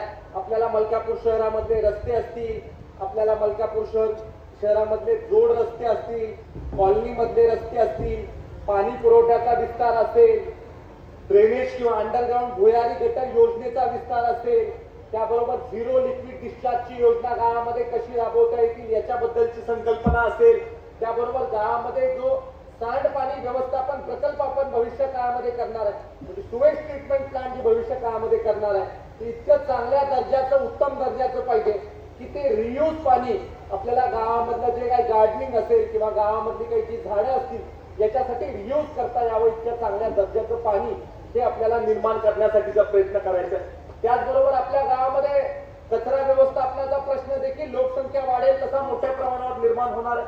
कचरा व्यवस्थापनाचा प्रकल्प आपल्याकडे आहे, पण तो आपल्याकडे भाड्याच्या जागेमध्ये आहे. स्वतःच्या मालकीची जागा तुम्हाला घेण्यासाठी आज राज्य सरकारकडनं तुम्हाला भूसंपादनासाठी पैसे मिळवून देण्यासाठी येणाऱ्या काळामध्ये मी कार्यरत आहे. मोठ्या प्रमाणावर पैसा तुम्हाला त्याच्यासाठी देखील मिळणं गरजेचं आहे, निर्माण होणं आपल्याला हा प्रकल्प स्वतःच्या जागेवर अत्यंत गरजेचं आहे. आणि त्यामुळे एकंदरीतच या शहराच्या प्रगतीसाठी राज्य सरकार मोठ्या प्रमाणावर सहकार्य येणाऱ्या काळामध्ये करणार आहे. आपल्या मलकापूरची प्रशासकीय इमारत आहे, त्याचं काम जे अपूर्ण राहिलेलं आहे त्याच्यासाठी एकाच वेळेला आपण राज्य सरकारकडे पैसे मागतोय. त्याबरोबरच मागच्या कालावधीमध्ये जो रस्त्याचं भूसंपादन आपण केलेलं आहे त्या रस्त्यावर आपण सार्वजनिक बांधकाम खात्याकडनं 10 कोटी रुपयाचा निधी मागितलेला आहे. ते सुद्धा पैसे आपण येणाऱ्या काळामध्ये तुम्हाला 100% उपलब्ध करून देणार आहोत. हे देखील मला या कार्यक्रमाच्या निमित्तानं आपल्याला सांगायचं आहे. आणि याच वर्षात आपल्या मलकापूरची प्रशासकीय इमारत ही आपल्याला लोकांना खुली करायची आहे, त्याचं उद्घाटन याच वर्षी आपल्याला घ्यायचं आहे. ही देखील जबाबदारी येणाऱ्या काळामध्ये माझी असणार आहे. माझ्या मायमौलीला आज या 8 मार्चच्या महिला दिनाच्या निमित्तानं मी लक्ष शुभेच्छा देतो. आपल्या राजमाता जिजामाता आपल्या देशामध्ये असंख्य माता भगिनी ज्यांनी देशामध्ये माता भगिनींच्या जीवनामध्ये बदल करण्याच्या बाबतीमधलं काम केलं. त्यामध्ये क्रांती ज्योती सावित्रीबाई फुले असतील, त्यामध्ये अंतरिक्षामध्ये ज्यांनी उडान घेतली त्या आदरणीय कल्पना चावला असतील, आज आपल्या देशामध्ये अनेक आपल्या मुली असतील ज्या क्रीडा क्षेत्रामध्ये चांगल्या पद्धतीनं काम करतात आहे, तर त्याच्यामध्ये सानिया नेहवाल असतील, अनेक अशा आपल्यामधल्या माता भगिनींच्या उद्योग जगतामध्ये मुजुमदार मॅडम सारखे अत्यंत चांगल्या पद्धतीनं काम करताना आपल्याला दिसतात. आज जगामध्ये प्रत्येक क्षेत्रामध्ये माता भगिनींनी आपली स्वतःची वेगळी ओळख बनवलेली आहे. आपल्या देशामध्ये आपल्या देशाच्या राष्ट्रपती आदरणीय द्रौपदीजी मुर्मू मॅडम असतील, या लोकांनी देखील आपल्याला एक नवीन ऊर्जा प्राप्त होईल अशा पद्धतीचं काम आज समाजामध्ये केलेलं आहे. आदिवासी समाजामध्ये एक वेगळ्या प्रकारची ऊर्जा आणण्याचं काम देखील आपल्यामधल्या असंख्य माता भगिनींनी केल्याचं देखील आपल्या दृष्टिक्षेपामध्ये. आणि त्यामुळे अशा सगळ्या मोठ्या काम करणाऱ्या सामाजिक कार्यकर्त्यांचा आदर्श आज तुम्ही आम्ही सगळ्यांनी घेणं गरजेचं आहे. येणाऱ्या कालावधीमध्ये खऱ्या अर्थानं आपल्या समोर कसोटी आहे की महिलांना रोजगार उपलब्ध करून देण्यासाठीचे प्रकल्प कसे आणायचे, याच्यासाठीचा प्रयत्न आमचा भविष्य काळामध्ये राहणार आहे. आदरणीय गौरवीजींना देखील माझं सांगणं आहे की महिलांना रोजगार उपलब्ध करून देण्यासाठी जे काय आपण करू शकतो ते आपण प्रामाणिकपणे केलं पाहिजे. आणि वुमन सेंट्रिक एम्प्लॉयमेंट याच्याकडे लक्ष देण्यासाठीचा प्रयत्न हा भविष्य काळामध्ये आपला असला पाहिजे. बरेच वेळेला बोलायला सोपं असतं की स्वयंरोजगार आपण केला पाहिजे, पण स्वयंरोजगार करणं कठीण आहे. स्वयंरोजगाराला बाजारपेठ मिळणं कठीण आहे. स्वयंरोजगाराला संरक्षण देण्याचं काम हे औद्योगिक क्षेत्रामध्ये करण्यासाठीचा प्रयत्न हा भविष्य काळामध्ये आपल्याला करणं गरजेचं आहे. आज मला आनंद वाटतो की कृष्णा सरिता महिला बाजारचं कामकाज आपण पाहता आणि कृष्णा सरिता महिला बाजारची जवळजवळ 12-13 कोटी रुपयेपर्यंतची उलाढाल आज तुमच्या माध्यमातून होते. त्याचबरोबर येणाऱ्या कालावधीमध्ये अनेक असे प्रकल्प आहेत ज्या प्रकल्पामधनं फक्त माता भगिनींना आपलं कार्य कर्तृत्व दाखवण्याची संधी मिळणार. मध्यंतरीच्या काळामध्ये गारमेंटचा प्रकल्प देखील आपण करायचा प्रयत्न केला, पण गारमेंटचा प्रकल्प करत असताना एंड टू एंड प्रोडक्शन आपण जोपर्यंत करत नाही तोपर्यंत गारमेंटच्या प्रकल्पाला व्हायबिलिटी येत नाही. त्यामुळं कॉटन टू क्लॉथ हे जोपर्यंत आपण करत नाही तोपर्यंत त्याला व्हायबिलिटी येणं कठीण आहे. आणि आदरणीय जोशी साहेबांचं त्या क्षेत्रामध्ये मोठं काम आहे, सुभाष भाऊंचं मोठं काम त्या क्षेत्रामध्ये आहे. त्यांना देखील मी विनंती करतो की आपण राज्य सरकारकडनं जे काही आपल्याला बेनिफिट मिळवून द्यायचे ते मिळवून देऊ, पण आपल्यासारख्या उद्योजकांनी टेक्सटाईल इंडस्ट्रीमध्ये जास्तीची इन्व्हेस्टमेंट करण्याच्या बाबतीमधला विचार केला पाहिजे, ज्याच्यामधला मोठ्या प्रमाणात एम्प्लॉयमेंट ही आपल्या माता भगिनींना मोठ्या प्रमाणावर येणाऱ्या कालावधीमध्ये देखील उपलब्ध होऊ शकते. आपल्या मलकापूर नगर परिषदेने काल आरोग्य शिबिर देखील घेतलं. त्या आरोग्य शिबिरामध्ये बऱ्याच लोकांची तपासणी झाली. त्याच्यामध्ये जवळजवळ 500च्या आसपास लोकांची तपासणी ही करण्यामध्ये आपण यशस्वी झालो. आणि आज देखील HPV व्हॅक्सिनसाठी आपण एक कार्यक्रम घेतला होता जो आदरणीय मुख्यमंत्र्यांनी राज्यभर घेतलेला आहे. तोच कार्यक्रम आपण मलकापूरमध्ये राबवला आणि असंख्य आमच्या मुलींना सर्वायकल कॅन्सर पासून इम्युनिटी मिळण्यासाठी आज HPV व्हॅक्सिनसाठीचा कॅम्पेन हा देखील आपण मलकापूरमध्ये घेतला. येणाऱ्या काळामध्ये आपल्या प्राथमिक आरोग्य केंद्राची स्थिती सुधारण्यासाठी आरक्षित जागेमध्ये मोठा निधी हा मलकापूरला उपलब्ध करून देण्यासाठी आम्ही निश्चित स्वरूपी कटिबद्ध राहू. मला आज महिला दिनाच्या निमित्तानं मला सांगितलं घरी की आपण असं करूया की तुम्ही एक दिवस घरी राहा आणि मी एक दिवस बाहेर जाऊन काम कर. तर मी आज मोकळ्या मनाने इथं मान्य करतो की माझ्यापेक्षा उत्तम काम तुम्ही बाहेर करू शकाल, याच्यामध्ये माझ्या मनात कुठलीही शंका बिलकुल नाही. पण मी घरी काही करू शकत नाही हे मला मान्य करायला हरकत नाही की घरी काही जमणार नाही आपल्याला, कारण मुलगाच फसवेल मला पहिले असा मला शंका वाटते. कारण तो मला प्रत्येक वेळेला सांगतो की डॅडी मम्मीने सांगितलेलं आहे त्यामुळे मला करावं लागतं. त्यामुळे शहानिशा कशी होणार की काय तुम्ही सांगितलं काय तुम्ही सांगितलेलं नाही. आणि त्यामुळे आज या महिला दिनाच्या निमित्तानं माझ्या माता भगिनींना लक्ष शुभेच्छा देत असताना आपण समाजाला उभं करण्यासाठी जे काम करता त्या कामाची तुलना दुसऱ्या कशाशी होऊ शकत नाही. आज माता भगिनी उद्योजक म्हणून काम करतात, उत्तम शेतकरी म्हणून काम करतात, गृहिणी म्हणून काम करतात, घराचा आधार म्हणून काम करतात, आपल्या मुलांना वाढवण्याचं काम करतात, मुलांना सुशिक्षित करण्याचं काम करतात, एक नवीन पिढी घडवण्याचं काम हे माझ्या माता भगिनींकडनं होतं. आणि एक माता ज्या वेळेला तुम्ही सुशिक्षित करता, एक मुलगी ज्या वेळेला तुम्ही सुशिक्षित करता, त्यावेळेला एक घर सुशिक्षित करता, एक परिवार सुशिक्षित करता आणि एक पूर्ण परिसर सुशिक्षित करण्याचं काम देखील एका मुलीला सुशिक्षित केल्यानंतर होत असतं. कारण एका मुलीला सुशिक्षित करण्याचं काम ज्या वेळेला आपण करत असतो त्यावेळेला त्या मुलीच्या माध्यमातून आपल्या कुटुंबाबरोबर आपल्या समाजाला देखील प्रेरणा देण्याजोगीचं काम हे खऱ्या अर्थानं होत असतं. मला अजूनही आठवतं स्वर्गीय जयवंतराव अप्पा म्हणायचे की मुली शिकवण्यासाठी विशेष आपण प्रयत्न करूया आणि त्याच्यासाठी नर्सिंग कॉलेजमध्ये ज्या ज्या मुली ऍडमिशन घ्यायच्या त्या मुलींना राहण्याची आणि खाण्याची सोय देखील आपण आपल्या विश्वविद्यापीठाच्या माध्यमातून करायचो, जेणेकरून मुली जास्तीच्या शिकल्या पाहिजेत. आणि आज अशी परिस्थिती निर्माण झालेली आहे की नर्सिंग कॉलेजला 80% मुलीच ऍडमिशन घेतात आणि मुली 100% पास आउट झाल्यानंतर त्यांना जॉब हा 100% मिळतो. आपल्या देशातच नव्हे तर परदेशातली लोक देखील आपल्या भागामधल्या मुली ज्या नर्स होतात त्यांना देखील संधी देण्याच्या बाबतीमध्ये तत्पर असतात. विशेष म्हणजे सौदी अरेबियाचे जे राजे होते मागचे, म्हणजे MBK आता जे त्याच्या आधीचे, त्यांच्या ताफ्यामध्ये असणारा जो हेड नर्स होता तो आपल्या कॉलेजचा ग्रॅज्युएट होता. आणि मुंबईमधल्या हॉस्पिटलमध्ये तुम्ही गेला, मग लीलावतीमध्ये असेल, नानावटीमध्ये असेल, मोठे मोठे जेवढे हॉस्पिटल असतील त्या सगळ्या हॉस्पिटलचं ऑन कॅम्पस प्लेसमेंट हे आपल्या कृष्णा विश्वविद्यापीठात होतं. आणि सहज तुम्ही कोणाला जर का विचारलं तर आपल्याच भागातली मलकापूरची, कराडची, काल्याची, कोळ्याची, रेखराची अशीच कन्या की तिथं काम करताना तुम्हाला दिसेल. इतकं मोठ्या प्रमाणावर तिथं एम्प्लॉयमेंट आपल्या भागातलं देखील होत असतं.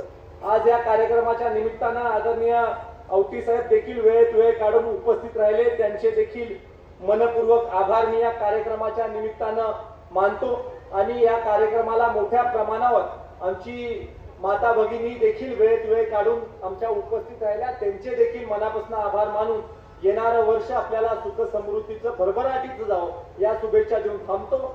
जय हिंद, जय महाराष्ट्र. आजच्या फार छान कार्यक्रमासाठी इथे विचारपीठावर असणारे आणि समोर असणारे सगळेच मान्यवर. तर म्हणजे अतुल बाबा, तुमचं भाषण मी पहिल्यांदा ऐकलं आणि मी विचार करत होतो की हा देखणा आमदार एवढ्या कमी कालावधीमध्ये सगळ्यांना आकृष्ट का करतो आहे. आणि आज माझ्या लक्षात आलं त्याचं कारण काय आहे. ज्या बारकाईनं तुम्ही मलकापूर नगरपालिकेच्या अनुषंगानं जे मुद्दे उपस्थित केले, ज्या बारकाईनं तुम्ही सांगितलं की मला आश्वासन काय द्यायचं आहे आणि गौरवी वहिनी बाहेर सगळं काही करू शकतील पण मी मात्र घरात काही करू शकणार नाही, हे प्रांजळपणे मान्य सुद्धा केलं. त्यामुळे मला फार छान वाटलं. तर म्हणजे या कार्यक्रमाला येण्याचं मी मान्य केलं. याचं सगळ्यात महत्वाचं कारण म्हणजे मनोहर शिंदे नावाचा आमचा दोस्त. मला खरंच कमाल वाटते की मुळामध्ये विकास विकास सातत्यानं बोललं जात असतं, पण विकास म्हणजे काय, विकास करत असताना सर्वसामान्य माणूस हा केंद्रबिंदू असला पाहिजे अशी भूमिका घेत काम करणारी फार कमी माणसं आहेत. त्यापैकी मनोहर शिंदे हा एक माणूस आहे.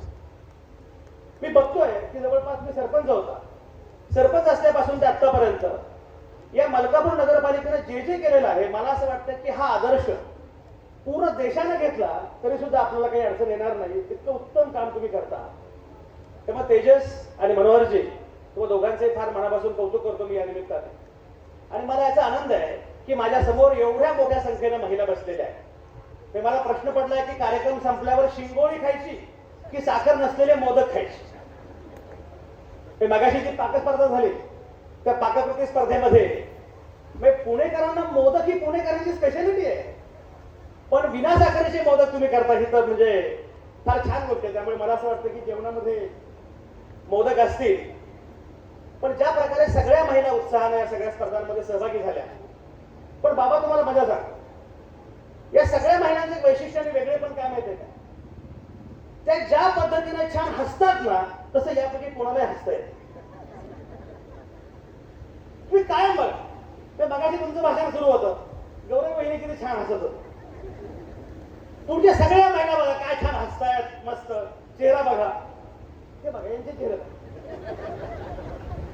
अरे हसणाराचा प्रॉब्लेम काय पुरुषांचा माहिती आहे का? पुरुषांचा प्रॉब्लेम असा आहे की त्यांना खुलेपणानं हसता येत नाही आणि खुलेपणानं रडता पण येत नाही. कारण लहानपणापासून वाढच अशी होते मी मरतो. पुरुष उगाच असा घरामध्ये गेला की असं चहा दे, अरे हसला जरा. पण मला आठवतं माझ्या काही मित्राचं लग्न झालं होतं तेव्हा माझं लग्न व्हायचं होतं. तर तो मला घरी घेऊन गेला. पण हा आमचा मित्र बाहेर येथून गप्पा मारणारा बरं का, एकदम मैफल जोरदार हास्य विनोद वगैरे. ते घरी गेलो. घरी गेल्यानंतर म्हटलं सुप्रिया पोहे, ती पोहे घेऊन आली. हा संजय संपादक आहे, आज जा. मी बाहेर आलो आणि म्हटलं वेड्याच कर तू बाहेर एवढा हसतोस, घरात का हसत नाही? तसंच करायचं असतं मला. घरात हसलं की बायको पोटी ओळखते आणि घरात हसलं, घरात विनोद केले की बायकोला वाटतं हा मूर्ख आहे. म्हटलं बायकोला वाटत नाही, ते तुला स्वतः वाटतं. गंमत असे मला नेहमी असं वाटतं की महिला ज्या पद्धतीने सगळ्या गोष्टी करू शकतात ती क्षमता पुरुषांमध्ये फार कमी असते. तुम्हाला माहिती आहे का? तुम्हाला काय वाटतं जेव्हा नवरा असं म्हणतो ना तुला काय अक्कल आहे, तर कंसाचा भाग असा असतो की तुला जास्त अक्कल आहे हे मला माहिती आहे म्हणून गप्प बस. उलट पक्षी स्त्रियांमध्ये प्रचंड क्षमता आहे याची कल्पना पुरुषांना असते आणि स्त्रिया काय काय करू शकतात हे आपण वेळोवेळी पाहिलेलं. आज महिला दिनाच्या निमित्ताने मुद्दाम सांगितलं पाहिजे. मी तुम्हाला सांगतो, स्पर्धा घेतली मी मध्यंतरी, अशीच एक स्पर्धा आम्ही घेतली होती. ती स्पर्धा अशी होती की मुलांसोबत आई बाबांनी नाचायचं. सगळे आईंचे अर्ज आले, बाबा नाही. आई आली, मुलीसोबत मुलासोबत मस्त नाचली गायली, बाबा मात्र आपले दूर बसून. आणि म्हणून मला असं वाटतं की हे जे आहे महिलांमध्ये ती ताकद ती क्षमता महिलांनी ओळखली पाहिजे. आणि मला काय असं वाटत आलेलं आहे आता सगळ्यात चांगली गोष्ट काय माहिती आहे का, म्हणजे मलकापूरची मुलगी, मलकापूरची लेक जन्मते तेव्हाच लखपती होऊन जाते. ते आवाज बंद करू. मलकापूरची लेक जेव्हा जन्मते तेव्हाच ती लखपती होऊन जाते. कारण ही जी योजना ही योजना इतकी महत्वाची आहे. तेजस मनोहरजी तुम्ही फार महत्वाचं काम करताय. कारण या प्रकारची योजना असणं एक लक्षात घ्या. पूर्वी काय होतं माहिती आहे का, मुलगा झाल्याशिवाय तुम्हाला मोक्ष नाही. वंशाला दिवा किती उजेड पडलाय पहा. पण कसा कसा मुलगा पाहिजे. अतुल बाबा तुम्हाला सांगतो, माझ्या नात्यातला एक बाई तिच्या मुलीच्या लग्नामध्ये गरोदर होते. किती भयंकर घडतंय. पण 10-12 बाळंतपणानंतर त्या बाई बिचारा लवकर गेल्या. पण बाई म्हणजे मूल जन्माला घातल्याचं मशीन आणि मूल नाही, मुलगा जन्माला घालण्याचं मशीन. मुलगा झाला पाहिजे. तर आता हे खरं म्हणजे विज्ञान सांगतं की मुलगा किंवा मुलगी हे ठरवतो कोण, तर पुरुष. ते बाईच्या हातात नसतं. ती मजा बघा, महात्मा फुल्यांचा उल्लेख काय होतो, सावित्रीबाई फुल्यांचा उल्लेख काय होतो. महात्मा फुल्यांना मूलबाळ नव्हतं आपल्यापैकी अनेकांना माहिती आहे. वडिलांनी सांगितलं महात्मा फुल्यांना दुसरं लग्न कर, तुला मूलबाळ होतं. महात्मा फुले म्हणते हो लगेच, कधी उद्या करायचं की परवा करायचं. वडिलांना वाटतं बरं झालं, हा काय बाकी काय ऐकत नाही, हे तरी ऐकतोय. मग ते झालं. म्हणे मग कधी करायचं लग्न. पण सावित्रीला विचारा. पण सावित्रीचा काय संबंध आहे, तिचं करूया ना म्हणजे दुसरं लग्न, माझा कशाचा. त्या बापानं हात जोडले. माझा मुद्दा असा की हे लक्षात घेतलं पाहिजे आपण की मुळामध्ये प्रत्येक वेळी बाईला मूळ जन्माला घालण्याचं मशीन आणि मुलगा. आता मात्र खूप चांगल्या गोष्टी होत आहेत. आता अनेक जणांना हे कळत चाललंय की एक मुलगी असते तरी पुरेशी. आमची राजश्री बघा, प्रत्येक महिला दिनाच्या कार्यक्रमामध्ये ना वर्दीत एक महिला पाहिजेच. आमची राजश्री जेव्हा येते त्या समोरच्या सगळ्या राजश्रींना कळतं की येस, ही माझी ताकद आहे, ही माझी क्षमता आहे. आणि म्हणून हे लक्षात आलं पाहिजे आपल्याला की ही आपली क्षमता आहे, आपण हे करू शकतो. आणि आता तर महिला मुली ज्या प्रकारे काम करतायत, ज्या प्रकारे पुढे जात आहेत, मला लोक विचारतात की महिला सक्षमीकरणाची आवश्यकता आहे. म्हटलं महिला सक्षमच आहे, पुरुष सक्षमीकरणाची आवश्यकता आहे. बघा मनोहर किती हसते, जरा पटलं लगेच.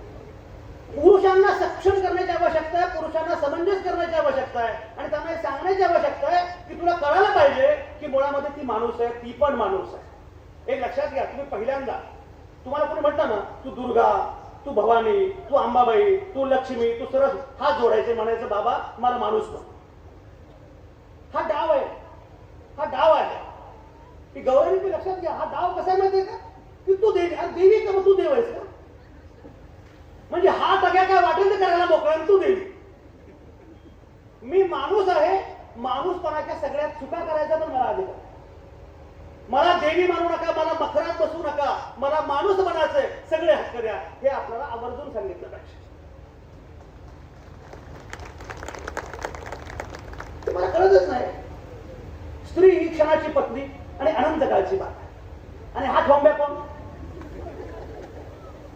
स्त्री क्षणाची पत्नी आणि अनंत काळची माता, आणि हा ठोंब्या मात्र अनंत काळचा पुरुष. हा जो डाव आहे ना आपल्या संस्कृतीचा, आपल्या व्यवस्थेचा, हा ओळखला पाहिजे. आणि म्हणून मला असं वाटतं की आपल्याला स्त्री पुरुष समतेच्या दिशेने जायचं असेल तर सगळ्यात पहिल्यांदा आपला आग्रह असला पाहिजे, ते म्हणजे आम्हाला माणूस मान. दुसरी सगळ्यात महत्वाची गोष्ट काय माहिती, काल आमच्या ऑफिसमध्ये मी महिला दिन साजरा केला. आमच्या सगळ्या उपसंपादक, बातमीदार, जाहिरात विभागाच्या सगळ्या सहकारी सगळ्या आल्या. तर त्या असं म्हणाल्या, म्हणजे सर असं होतं की तुम्ही पुरुष काम झालं की घरी जाऊन आराम करा, आम्ही कामाकडून पुन्हा कामाकडे जाऊ. म्हणजे येताना काम करायचं, पुन्हा आल्यानंतर पुन्हा डोक्यामध्ये सुरू, आता घरी गेल्यावर काय करावं लागेल, पुन्हा काम करायचं. मी पूर्वी साम टीव्हीला संपादक होतो, मुंबई सकाळला संपादक होतो, साम टीव्हीला संपादक होतो. संभाजी थोरात माझे मित्र आणि सहकारी समोर बसलेले आहेत. ते मागे सहकारी आहेत, बातमीदार आहेत, पण कराडच्या कृष्णा कोयनेच्या मातीमध्ये काहीतरी गंमत आहे, त्यामुळे त्याचा उद्योजक पण झालेले आहेत. साम टीव्हीला मी संपादक असताना मी तुम्हाला गंमत सांगतो. एकदा काय झालं, बिहारच्या निवडणुकीचा निकाल होता, आणि निवडणुकीचा निकाल असला की सगळ्या संपादकांच्या अँकरच्या अंगात येतो. तुम्हाला माहिती आहे, सकाळपासून ते सगळं सुरू असतं. आणि मी तर संपादक पण होतो आणि माझ्या चॅनलचा चेहरा पण होतो, त्यामुळे सकाळपासून आमचं सगळं विश्लेषण सुरू होणार होतं. सकाळी 8 वाजता मी माझ्या त्या चॅनलच्या कार्यालयामध्ये गेलो आणि मेकअप रूम मध्ये गेलो की पटकन मेकअप करायचा आणि लगेच कार्यक्रम सुरू करायचा. मी गेलो तेजस, मी गेलो तर मेकअप रूम मध्ये गेलो तर मेकअप करणारी जी मुलगी होती शीतल नावाची, मला शीतल माहिती असेल, शीतल नावाची मुलगी होती, ती झोपलेली होती. नॅप घेतो ना आपण, झोपलेली होती आणि चांगली घोरच होती. तर मला पण संताप आला. म्हटलं तुला कळत नाही का, आता निवडणुकीचा निकाल आहे, मी इथं आलो तयार होऊन संपादक आलेले आहेत आणि तू झोपली खुशाल, ओढलं चाललं. असं सगळं जे काही त्या सगळ्या टेम्पोमध्ये असतं ते झालं. मी रागावलो, तिने माझा मेकअप केला, मी आलो, कार्यक्रम सुरू झाला. कार्यक्रम सुरू झाल्यानंतर एक ब्रेक झाला. प्रत्येक ब्रेकमध्ये मेकअप मॅन येतो आणि तुम्हाला टचअप करून जातो. तर ती टचअप करायला आली, पुन्हा परत गेली. पुन्हा पुढच्या वेळी जेव्हा पुढच्या ब्रेकमध्ये HR ची माझी एक्झिक्युटिव्ह सुरभी आली माझ्याकडे आणि मला म्हटली, सर तुम्ही शीतलला काही बोललात का? म्हटलं हो. म्हटलं झोपली होती वेड्यासारखी, ते खूप रडते पडे, तिला समजावून सांगा. रडू काय म्हटलं, मला काय फरक पडतो, असं म्हणून मी काही फार मनावर घेतलं नाही. नंतर लंच वेळी आम्ही जेवण करत असताना शीतल पलीकडे बसलेली होती. मी शीतलला बोलावलं, म्हटलं शीतल काय रडतोस तू, काय झालं, तू झोपा काढशील तर मी तुला बोले नसता. ती म्हटलं सर तुम्हाला कल्पना आहे, तर ज्यांना मुंबई माहिती आहे त्यांना सांगतो, त्यांना कळेल हे लवकर. माझं ऑफिस होतं की होतं, आता ते बदललं मला वाटतं. साम टीव्हीचं ऑफिस होतं नवी मुंबईला बेलापूरमध्ये, आणि ती राहायची विरार. ती म्हणते सर विरारला मला सकाळी 8ला इथे पोहोचायचं असेल तर सकाळी 6ची ट्रेन पकडावी लागते, आणि सकाळी 6ची ट्रेन पकडण्यासाठी मला घरातनं 5 वाजता निघावं लागतं. घरातनं 5 वाजता निघण्यापूर्वी सासू म्हणते स्वयंपाक करून जायचं. सासू नावाचा प्रकार काही सोपा नसतो. स्वयंपाक करून जायचं आणि पुन्हा हे मूल आहे, सगळं आहे, त्याचे कोण बघणार सगळं. तर म्हणजे सर ते 2 वाजता उठले, पहाटे 2 वाजता उठले. आता मी परत आले आणि आता माझ्या डोक्यात पुन्हा सुरू आहे की गेल्यानंतर सासून अजून कुठलं काम वाढून ठेवलं असेल. माझ्या लक्षात आलं की काय काय स्त्रियांना घरामध्ये फेस करावं लागतं. त्या कार्यक्रमात मी असं म्हणालो की अधिकारी म्हणून, मी बॉस आहे, मी ऑफिसर आहे, ऑफिसर म्हणून या महिलांना घरी जाऊन काम करावं लागेल हा विचार मी केलाच पाहिजे. पण घरच्या लोकांनी पण हा विचार केला पाहिजे की जर ती आली थुकून बागून, चहा घेणार का, जेवणार का? ती आल्यानंतर नवरा काय म्हणतो माहितीये का, बरं झालं आली, मागे चहाची वेळ झाली सुट. काय हे तुम्हाला जाऊन का असे ठोंब्या हे जगाच्या पाठीवर कुठल्याही देशात नाही तर फक्त भारतात आहे. बायकोनं स्वयंपाक केला नाही तर उपाशी राहतील असे भयंकर जीव फक्त आपल्या देशामध्ये जगतात. या लोकांना सांगितलं पाहिजे. आणि म्हणून मी तुम्हाला सांगतोय की हे लक्षात घेतलं पाहिजे आपल्याला की मुळामध्ये तुम्ही जे तुमचे मुलगे आहेत, मुलींवर फार काम करू नका, मुलग्यांवर काम करा आणि मुलग्यांना स्वयंपाक करायला शिकवा. म्हणजे बाबा परत असं बोलणार नाही. बाबा असं बोलला तर गौरवी बाबांचं काही करू शकत नाही. जे झालं तर झालं बिचाऱ्यांचं. पण गौरवी बहिणी मुलावर मात्र हा संस्कार केला आहे बघा. बहिणीने जोरात सांगितलं मला काही काळजी करू नका, टाळ्या वाजवल्या पाहिजे. आपलं उलट आहे. समजा लग्न झालं आणि मुलगा बायकोला म्हटला तुला चहा हवाय का, तर आई म्हणते आमच्या वेळी असं नव्हतं. अरे मी एवढं काम केलं, एवढे कष्ट केले, पण कधी त्यांना स्वयंपाकघरात नाही पाठवलं. पण हे बघा, असं न म्हणता उलट पक्षी काय म्हटलं पाहिजे, कौतुक केलं पाहिजे, अभिनंदन केलं पाहिजे की गुड, माझ्या नवऱ्याला मी बदलू शकले नाही. जिजाबाईंचा मगाशी उल्लेख झाला. जिजाबाईंनी खूप प्रयत्न केले, पण छत्रपती शहाजी महाराजांपेक्षा सुद्धा शिवाजी महाराज हे करू शकतात हे त्यांना माहिती होतं. मुलाबद्दल आपण नीटपणे प्रयोग करणं जास्त आवश्यक असतं. आणि म्हणून मला असं वाटतं की हा संस्कार पुढच्या पिढीवर होणं हे जास्त आवश्यक आहे. आणि मगाशी म्हटल्याप्रमाणे खरं म्हणजे आपला वारसा किती मोठा आहे. मगाशी बाबांनी उल्लेख केला. तुम्ही कल्पना करा, ज्या पुण्यामध्ये सावित्रीबाई फुल्यांनी, महात्मा फुल्यांनी पहिली शाळा सुरू केली मुलींसाठी, बेडेवाड्यामध्ये पहिली शाळा सुरू केली. ती पहिली शाळा जेव्हा सुरू केली तेव्हा त्यांच्यावर शेणगोळे मारले गेले, पण शेवटी पुणे विद्यापीठाला नाव मात्र सावित्रीबाईंचंच द्यावं लागलं. हा पहिली. तेव्हा त्रास झाला असेल, तेव्हा वाटलं असेल लोकांना, पण शेवटी नाव मात्र घ्यावं लागतं सावित्रीबाई फुल्यांचंच. ही गंमत. आणि पुन्हा गंमत काय होती माझ्या आपल्याकडे मनोहर, आम्ही अनेक ठिकाणी अनेक भाषणांमध्ये सांगतो, पण आज मुद्दाम सांगतो. आपल्याकडे झालंय असं की सावित्रीबाई फुल्यांचं नाव घेतलं, राजर्षी शाहू महाराजांचं नाव घेतलं, डॉक्टर बाबासाहेब आंबेडकरांचं नाव घेतलं, की त्याला जातीशी जोडायची आपल्याला सवय लागली. तर आपल्याकडे फक्त पितृसत्ताक व्यवस्था नाहीये संभाजी, जात पितृसत्ताक व्यवस्था. परवा गौरवी बहिणी माझं एक भाषण होतं आणि त्या भाषणामध्ये मी असं म्हणालो, मगाशी बाबांनी उल्लेख केला की 1908 मध्ये महिला दिन सुरू झाला, पण गंमत असे 1928 पर्यंत इंग्लंडमध्ये महिलांना मताचा अधिकार नव्हता. 1928 पर्यंत महिलांना मताचा अधिकार नव्हता. आम्हाला मताचा अधिकार द्या म्हणून जेव्हा महिलांनी आंदोलन केलं तेव्हा त्यांना जिवंत जावं लागेल, रणगाडे घातले गेले, मताचा अधिकार मिळणार नाही. तेव्हा मनोहरराव माझे असे 1927 मध्ये एक आंदोलन झालं लंडनमध्ये, आणि लंडनच्या शहरावर जेव्हा आंदोलन झालं त्या शहरामध्ये, तेव्हा बायकांनी काही पोस्टर हातामध्ये घेतली होती. त्यातल्या एका पोस्टरवर फोटो होता अहिल्यादेवी होळकर, आणि त्यात त्यांनी असं म्हटलं की 200 वर्षांपूर्वी 250 वर्षांपूर्वी तेव्हा जी काही वर्ष असतील ती, तेव्हा भारतासारख्या देशामध्ये एक महिला राज्यकारभार करते आणि तुम्ही आज आम्हाला मताचा अधिकार देत नाही. एका भाषणामध्ये मी हा किस्सा सांगत होतो आणि मी असं म्हटलं त्या भाषणामध्ये, म्हटलं मी बाहुबली सिनेमा बघितलाय का? बघितलाय ना? मालिका बघून थोडा वेळ मिळतोच ना, ते मालिका बघणं बंद करा. तुम्हाला सांगू का, हे मालिका हे एक अत्यंत मोठं सांस्कृतिक षडयंत्र आहे. सांस्कृतिक षडयंत्र आहे. बायकांना त्याच ह्याच्यामध्ये अडकवायचं. पण त्या मालिका कुठल्या मला कळतच नाही. त्या मालिकेचा आत्ताच्या जगाशी काही संबंध आहे? पुण्या मुंबईतल्या आधुनिक महिला किंवा पुरुष कोणीही टीव्हीच बघत नाहीत बरं का. आयटी मधला तुम्ही कुठल्या आपल्या मित्राकडे जाता, त्या घरामध्ये टीव्हीच नसतो, ते लॅपटॉपवर ओटीटी वगैरे बघतात. हे मालिका हे प्रकरण केवळ तुमचं आहे. बाहुबली नावाचा सिनेमा तुम्ही बघितला असेल. त्या भाषणात मी असं म्हटलं की बाहुबलीच्या दिग्दर्शकाने जर समजा अहिल्याबाई होळकरांचं चरित्र वाचलं असतं तर त्यांनी बाहुबलीवर सिनेमा काढला नसता, त्यांनी अहिल्यादेवी होळकरांवर सिनेमा काढला असता. कारण गौरवी यांनी बाहुबलीची देवसेना ही नवरा मेल्यावर मुलगा मोठा व्हावा म्हणून 25 वर्ष वाट बघत असते. आमच्या अहिल्यादेवी नावाची देवसेना मात्र सासरा मेला, नवरा मेला, मुलगा मेला, कुणाची वाट न बघता घोड्यावर मान ठोकतोय आणि 30 वर्ष राज्य करतात.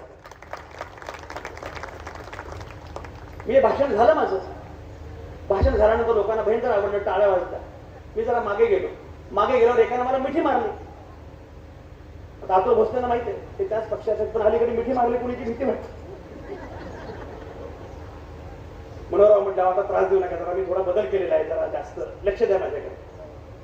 मिठी मारल्यानंतर मग मिठी मारून थांबल्या. मी बघितलं खांदा ओला झाला मला. म्हटलं हा रडतोय? म्हणजे मला रडतो का? म्हणजे साहेब तुमचं भाषण फार आवडतं. म्हटलं हो, पण रडावं असं काय? म्हणजे नाही साहेब, खूप संपादक बघितले, खूप विचारवंत बघितले, पण धनगर संपादक पहिल्यांदा बघितले. म्हणजे तुला कोणी सांगितलं मी धनगर आहे? म्हणजे आईला ते होळकरांबद्दल बोलला. म्हटलं मग आपला असल्याशिवाय कुणी एवढं पोट तिरकीने बोलत नाही. तेजस, आपल्याकडे हा मोठा प्रॉब्लेम आहे. मी डॉक्टर बाबासाहेब आंबेडकरांबद्दल बोललो ना, हे बौद्ध आहे. जय शिवाजी म्हटलं जोरदार, हे मराठा आहे. महात्मा फुलांबद्दल बोलायला लागलो, हे मला मध्यंतरी महात्मा फुले समता पुरस्कार जाहीर झाला. छगन भुजबळांचा मला फोन आला, म्हणजे अवघे साहेब महात्मा फुले समता पुरस्कार तुम्हाला द्यायचा. आपण तुम्ही तो शरद पवार हे एवढ्या मोठमोठ्या लोकांना दिलाय, मला कशाला देता? नाही म्हणजे तुम्हाला द्यायचा. म्हणजे रक्कम किती आहे? म्हणजे 2 लाख रुपये. म्हटलं मग घेणार. पुणेकर असल्यामुळे तेवढं आपल्याला कळतं. म्हटलं काही हरकत नाही. पण तो पुरस्कार मला जाहीर झाला आणि जाहीर झाल्यानंतर मला फोन आले. त्या फोनमध्ये 2 वाक्य असायचे. पहिलं वाक्य, अवघे साहेब अभिनंदन, तुम्हाला एवढा मोठा पुरस्कार मिळाला. पुढचं वाक्य, माहिती नव्हतं तुम्ही माळी आहे. काय सांगणार? ही जी अडचण आहे आपली ना, म्हणजे छत्रपती शिवाजी महाराज हा प्रेरणास्रोत आहे महाराष्ट्राचा. हे महाराष्ट्राला सगळ्यात पहिल्यांदा सांगितलं कोणी? महात्मा फुले. शिवरायांचा पवाडा सगळ्यात पहिल्यांदा गायला कोणी? महात्मा फुले. आणि डॉक्टर बाबासाहेब आंबेडकरांनी जेव्हा सत्याग्रह केला 14 तळ्याचा, तेव्हा बाबासाहेबांचं गाजलेलं भाषण आहे. बाबासाहेब असं म्हणतात, हा सत्याग्रह मी कुठेही करू शकलो असतो, पण हा सत्याग्रह मी इथंच करतोय कारण हे रयतेच्या राजाची भूमी आहे. आणि मग आमचा शाहीर म्हणतो, 2च राजे इथे गाजले या कोकण पुण्यभूमीवर, एक त्या रायगडावर, एक चवदार तळ्यावर. पण हा वारसा विसरून जाती जातींमध्ये, धर्माधर्मांमध्ये आपण इतकी विखरून चाललेलो आहोत. आणि म्हणून तुम्हाला एक गंमत सांगतो. ही गंमत माझ्या एका भाषणात यापूर्वी सांगितले, आज मला पुन्हा सांगण्याचा मोह होतो, कारण एवढ्या सगळ्या महिला आहेत. महिला फारच महत्वाच्या सध्या. सगळ्या निकाल यांनीच लावलेला आहे, महाराष्ट्राचा पण आणि बिहारचा पण. बाबांना कळलं महिला किती महत्वाच्या आहेत, ते त्यांच्या पक्षालाही कळलेलं आहे. तुम्हाला मजा झाली. एके दिवशी मला कॉलेजमधल्या एका माझ्या कॉलेजमधल्या मैत्रिणीचा व्हॉट्सअपवर मेसेज आला. आता तरुण मुलींना कळणार नाही, व्हॉट्सअपवर कॉलेजमधल्या मैत्रिणीचा मेसेज येणं म्हणजे आपल्या वयाच्या माणसाला काय होतं. तेगेच बिचारा लहान आहे, तर अजून माहिती नाही फार. मनोहर रावाला विचार काय काय सहन केला मी कॉलेजमध्ये असताना. अहो बाबा, माझी तर गंमत अशी, मी केलं BSc ऍग्रिकल्चर. बरं, मी 10वी फार स्कॉलर विद्यार्थी होतो. 10वीला गुणवत्ता यादीमध्ये आलो, बोर्डात आलो. 11वी 12वीला मला खूप चांगले मार्क्स होते. MBBS वगैरे करणं सहजपणे शक्य होतं. पण मला ते बेडूक फाड, गांडूळ फाड वगैरे म्हटलं, हे काय आपण यासाठी नाही आहोत. मग काय करायचं? मी आलो BSc ऍग्रिकल्चर. आणि गेल्यानंतर कॉलेजमध्ये गेलो, संभाजी कोल्हापूरला शिकलो. याच परिसरात सगळं मी कोल्हापुरात गेलो, कॉलेजमध्ये गेलो.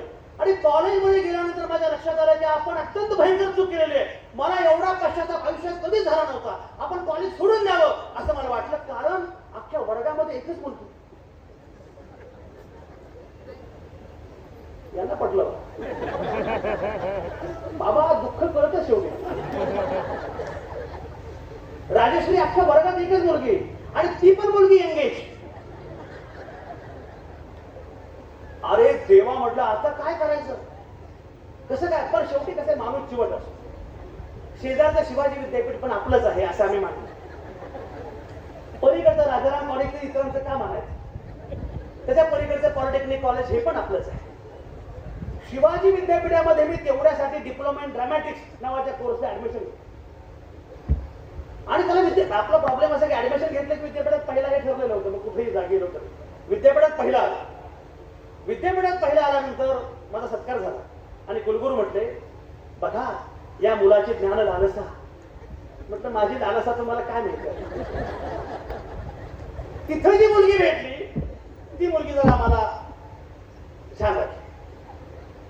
पण तेव्हा प्रॉब्लेम काय होता, व्हॉट्सअपवर सांगणं शक्य नव्हतं. पत्र मी 12-12, 16-16 पानांची पत्र द्यायची. तुम्ही राजेश्री सांगलीचे आहात. सांगलीजवळ ढवळी नावाचं गाव आहे, ND पाटलांचं. त्याच्याजवळ कोरेगाव नावाचं गाव आहे सांगलीत. तिथे मी इंटर्नशिप केली. 6 महिने मी रावे केले. आणि पलीकडे इस्लामपूरला तेव्हा रंगीला सिनेमा सुरू असायचा. आम्ही दर रविवारी जाऊन रंगीला बघायचो. लोक म्हणायचे, अरे उर्मिला मातोंडकर तीच आहे. म्हटलं, पण बघणाऱ्या बदलतात. तर त्या पत्र लिहिली, खूप पत्र लिहिली. आणि बाबा माझे अक्षर खूप चांगलं. तर बाकीचे मित्र मला म्हणायचे आमचं पण पत्र लिहून. तुमचं प्रेम मी कसं काय लिहून देणार? ते मंगेश पाडगावकर, प्रेम म्हणजे प्रेम असतं, तुमचं आणि आमचं सेम असतं. एवढी पत्र लिहिली, बहुतेक त्यामुळे पत्रकार झालं. तिला पत्र लिहिलं, सगळं झालं, पण तेव्हा फक्त पत्र लिहून चालायचं नाही. माझ्या वयाच्या लोकांना माहिती आहे, पत्र फक्त लिहून चालायचं नाही, पुन्हा कबूतर जायच्या वगैरे म्हणावं लागायचं. बरं, ते कबूतर वडापाव खायचं. असं सगळं करून सुद्धा काही आम्हाला काही झालं नाही. त्या मैत्रिणीचं तुम्हाला कळलं पाहिजे, म्हणजे गांभीर्य कळायला पाहिजे की मेसेज कोणाचा आला हे कळायला पाहिजे, म्हणून सांगितलं. तो मेसेज आला मला, आणि मला तो असं बघितला मेसेज, आणि मला ते अशी वैभव जोशीची गझल आठवली. गुलाब बोगरा जोई जाई शपथ, तुझ्यासारखे कुणीच नाही आई शपथ. तुलाच लिहिण्यासाठी होता जन्म सखे, तुलाच लिहिण्यासाठी होता जन्म सखे, आणि तुला मी लिहू न शकलो शाई शपथ. ही तुझी आठवण टाळली पाहिजे वगैरे असं मला बरंच काय काय वाटलं. सगळं झाल्यानंतर म्हणजे गप्पा सुरू झाल्या, काय करतोस, कोण आलो, सगळं झाल्यानंतर भस्मन मला विचारलं, संजय तुझी जात कुठली? राजेश्वरी हे काय मध्येच? म्हटलं का ग बाई, एकदम जातीवर का आलीस? म्हणून तू कॉलेजमध्ये होतास ना, तो वक्तृत्व स्पर्धेमध्ये पहिला यायचास, कथाकथन स्पर्धेमध्ये पहिला यायचास, आपल्या कॉलेजच्या मॅगझिनचा संपादक होता, मला वाटतं तू ब्राह्मण असशील. तेव्हा का वाटलं म्हटलं मला कळलं नाही, पण आता का वाटत नाही?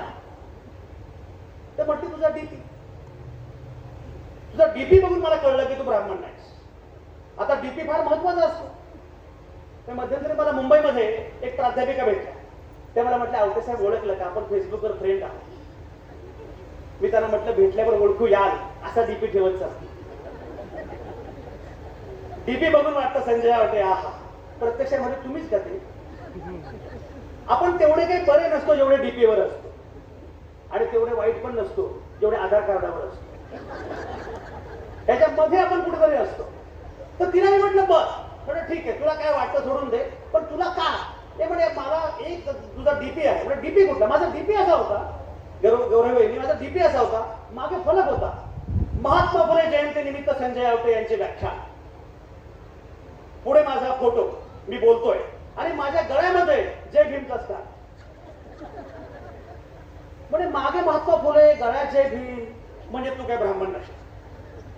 मी म्हटलं एक लक्षात घे, मी फुले शाहू आंबेडकरी चळवळीतला आहे, त्याच परंपरेमध्ये मी वाटलं. जिजाऊंनी, अहिल्यादेवींनी, सावित्रीबाईंनी मला काही शिकवलं, त्यामुळे मी माणूस झालो, मला जातच नाही.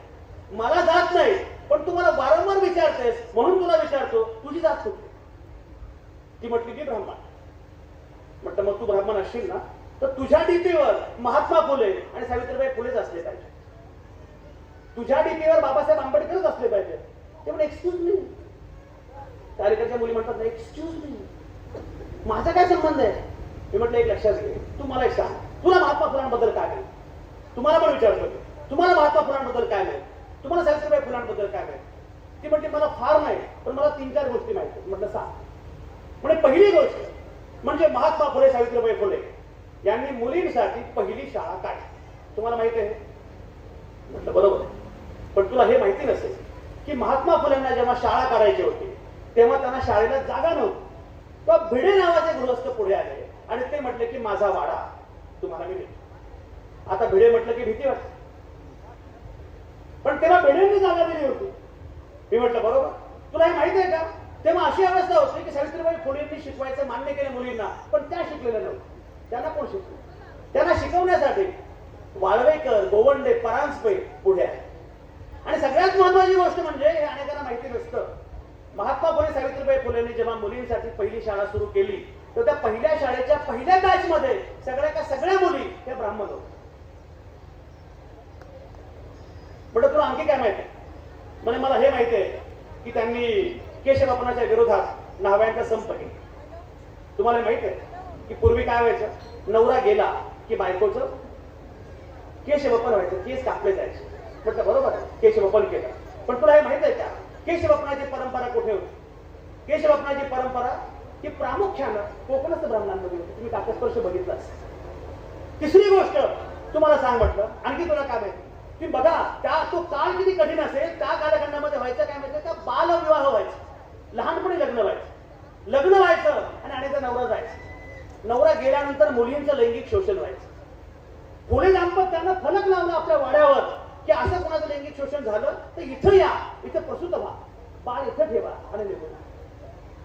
एवढं तुला हे माहिती नसेल की ज्या महिला प्रसूत होऊन गेल्या त्यापैकी 42च्या 42 महिला ब्राह्मण होत्या. तुला आणखी काय माहिती आहे?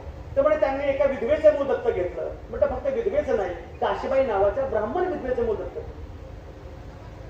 आता मला सांग, महात्मा फुले कोणाचे, सावित्रीबाई फुले कोणाचे? ती मला म्हटली बाय. ती निघून गेले, पण 15 दिवसानंतर मात्र पुन्हा तिने मला हाय केलं. त्यावेळी बघितलं तिच्या डीपीवर महात्मा फुले सावित्रीबाई फुले होते. मी सांगतो मुद्दाम यासाठी की हा संघर्ष काय हे आपल्या लक्षात आला पाहिजे. त्यांनी तेव्हा संघर्ष केला म्हणून आज आमच्या मुली शिकतायत, आज आमच्या महिला शिकतायत. आणि मला याचा अत्यंत आनंद आहे. मलकापूरमध्ये ज्या प्रकारे म्हणजे मुलींसाठी बस मोफत, याचं कारण असं आहे की मुली शिकल्या पाहिजे, मुलींनी प्रगती केली पाहिजे आणि घराघरातल्या मुलींना असं वाटलं पाहिजे की आपल्या डोळ्यामध्ये स्वप्न आहे. मला याचा फार आनंद आहे की ज्या प्रकारचं काम मलकापूरमध्ये होत आहे. खरं म्हणजे मलकापूरचं नाव बदललं पाहिजे. म्हणजे तुम्ही एवढे सगळेजण लकी आहात ना, त्यात मलकापूरचं नाव मी लकीपूर केलं. प्रत्येकाला आणि प्रत्येकीला असं वाटतं की मी इथे आहे म्हणजे मी लकी आहे. अशा प्रकारचं गाव तुम्हाला मिळणं, अशा प्रकारची नगरपालिका तुम्हाला मिळणं ही खरंच फार मोठी गोष्ट आहे. आणि म्हणून मी असं म्हटलं की स्त्रियांनी पुढाकार घेतला पाहिजे, मुलग्यांशी बोलताना, मुलींशी बोलताना, आणि ठरवलं पाहिजे की महिला दिनी हा संकल्प केला पाहिजे स्त्री पुरुष समतेचा. महिला दिनी हा संकल्प केला पाहिजे आपण सगळे जातीच्या धर्माच्या पलीकडे माणूस होण्याचा. हा संकल्प आपण जर आज केला, तुम्हाला गंमत माहिती आहे का, डिसेंबर महिन्यातली 22 तारीख ही वर्षातली सगळ्यात मोठी रात्र असते. तुम्हाला माहिती आहे का, 22 डिसेंबर ही वर्षातली सगळ्यात मोठी रात्र असते. आणि हे मला नीटपणे माहिती आहे बाबा, याचं कारण माझी जन्मतारीख आहे 21 डिसेंबर. या समीर जोशींचं कौतुक केलं पाहिजे. मी कराड अर्बन बँकेने पुढाकार घेतला नसता तर एवढं मोठं पाऊल यांना उचलता आलं नसतं. ही फार मोठी गोष्ट आहे.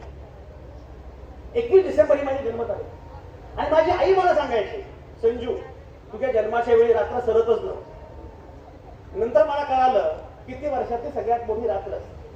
आम्ही पुण्यामध्ये महिलांना आवाहन केलं की 22 डिसेंबरला रस्त्यावर उतरा, रात्री रस्त्यावर उतरा आणि पुरुषांना सांगा आम्ही रात्रीला भीत नाही. आणि तर काय होतं, 7च्या आत घरात. का? बाहेर पुरुष आहे, मग घरात कोण? त्या पुरुषांची भीती दाखवायची आणि या पुरुषांकडे आणायची. हा पुरुष व्यवस्थेचा डाव आहे. आम्ही म्हटलं तुम्ही जाहीरपणे सांगा पुरुषांना आम्ही भीत नाही, आम्ही घाबरत नाही, आम्ही रात्रीला घाबरत नाही. तुम्ही तुमची नजर बदला, तुम्ही तुमची दृष्टी बदला. 22 डिसेंबरला यू कॅन्ट इमॅजिन 17,000 महिला अलका टॉकीज चौकामध्ये जातो. 17,000 महिला. समीर 17,000 महिला जमल्यानंतर राजकारणी मला विचारायला लागले, दिवसा बाहेर येतात रात्री कशा काय?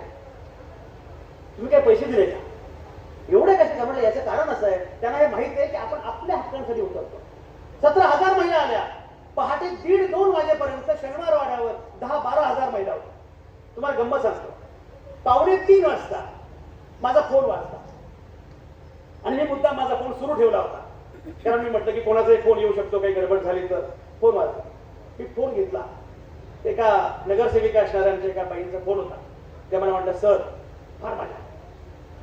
म्हटलं काय? फार मजा. काय झालं काय? म्हणे सर आज पहाटे 3 वाजता घरी जाऊन मी घराची बेल दाबली. मला पहिल्यांदा कनेक्ट झालं नाही. पुरुषांचा प्रॉब्लेम आहे, कळतच नाही आपल्याला.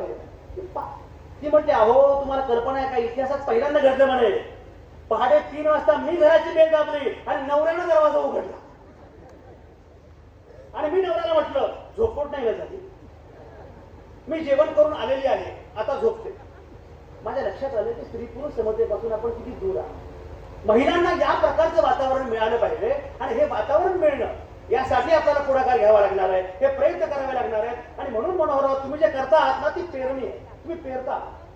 आज एक चिमुकल्या मागाशी आल्या, एक लक्षात घ्या, हे चिमुकल्या आहेत ना, हे चिमुकल्या 21व्या वर्षाचे जेव्हा होतील तेव्हा त्यांच्याकडे 1 लाख रुपये तर असतीलच, पण त्यांच्याकडे त्यांच्या डोळ्यामध्ये खूप स्वप्न असतात. तुम्हाला सांगू का, बाकी तुम्ही काही करा, काही करू नका, पण तुमच्या मुलींच्या डोळ्यातली स्वप्न मात्र मरू देऊ नका.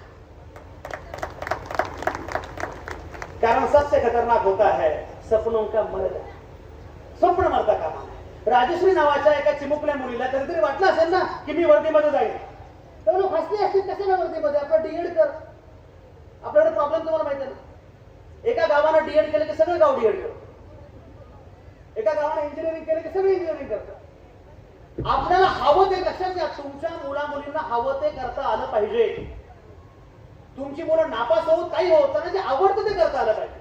तुम्हाला नागराज मंजुळे माहिती आहे ना, मध्यंतर 10वीची परीक्षा होती, तर मी माझ्या बातमीदाराला असं म्हटलं की 10वीच्या परीक्षेचा अभ्यास कसा करावा, जरा सेलिब्रिटी लोकांना विचार, म्हणजे मुलांना पटतं ना.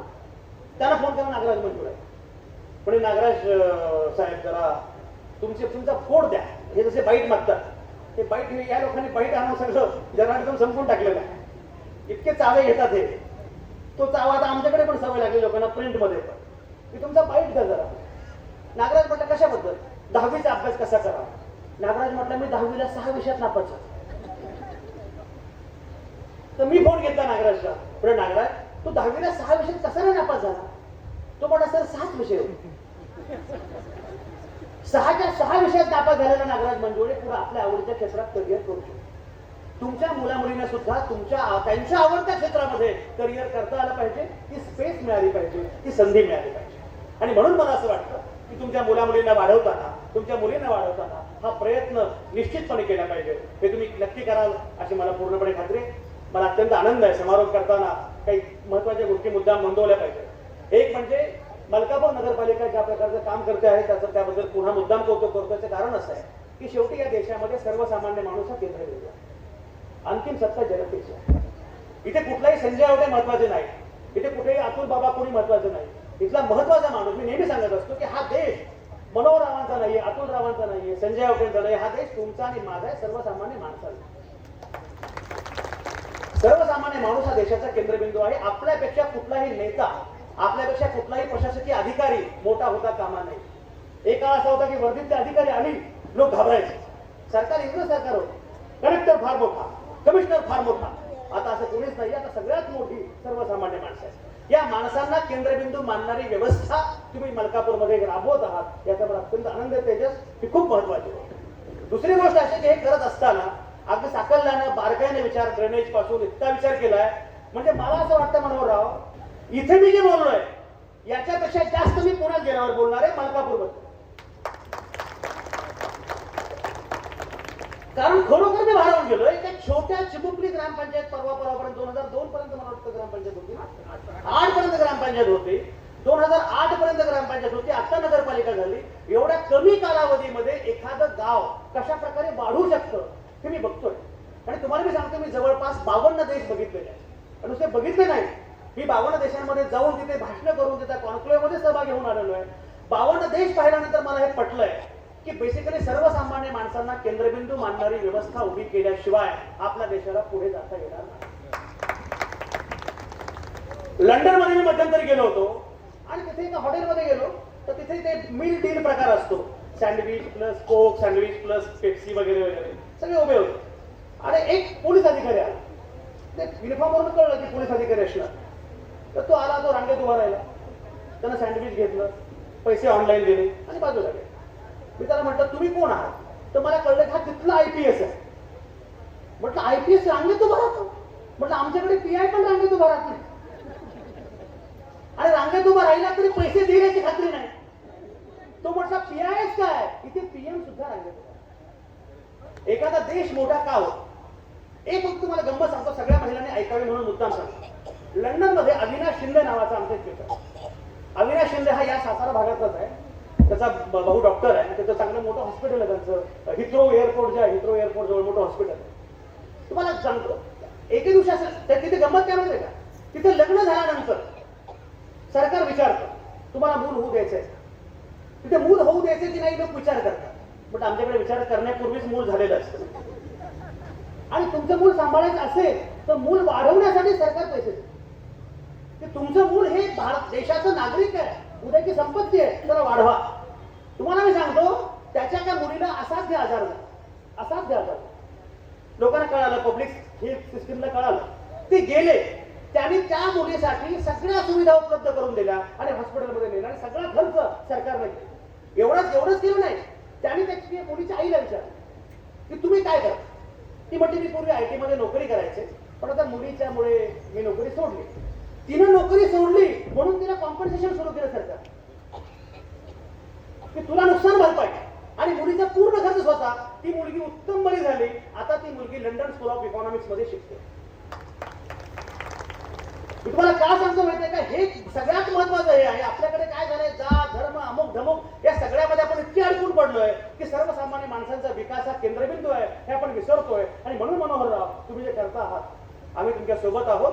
आणि हे मलकापूर पॅटर्न भारतभर गेला पाहिजे, जगभर गेला पाहिजे. आणि आणखी काय पाहिजे हो तुम्हाला, म्हणजे अतुल बाबा मगाशी बोलत होते, काय तुम्हाला हवंय मी देतो. यात मला शंका वाटते, यात दुरुस्ती करा, हे जरा मला अडचण आहे. त्यांच्याकडे त्यांचं ऐकताना मला देवेंद्र फडणवीसांची आठवण आहे.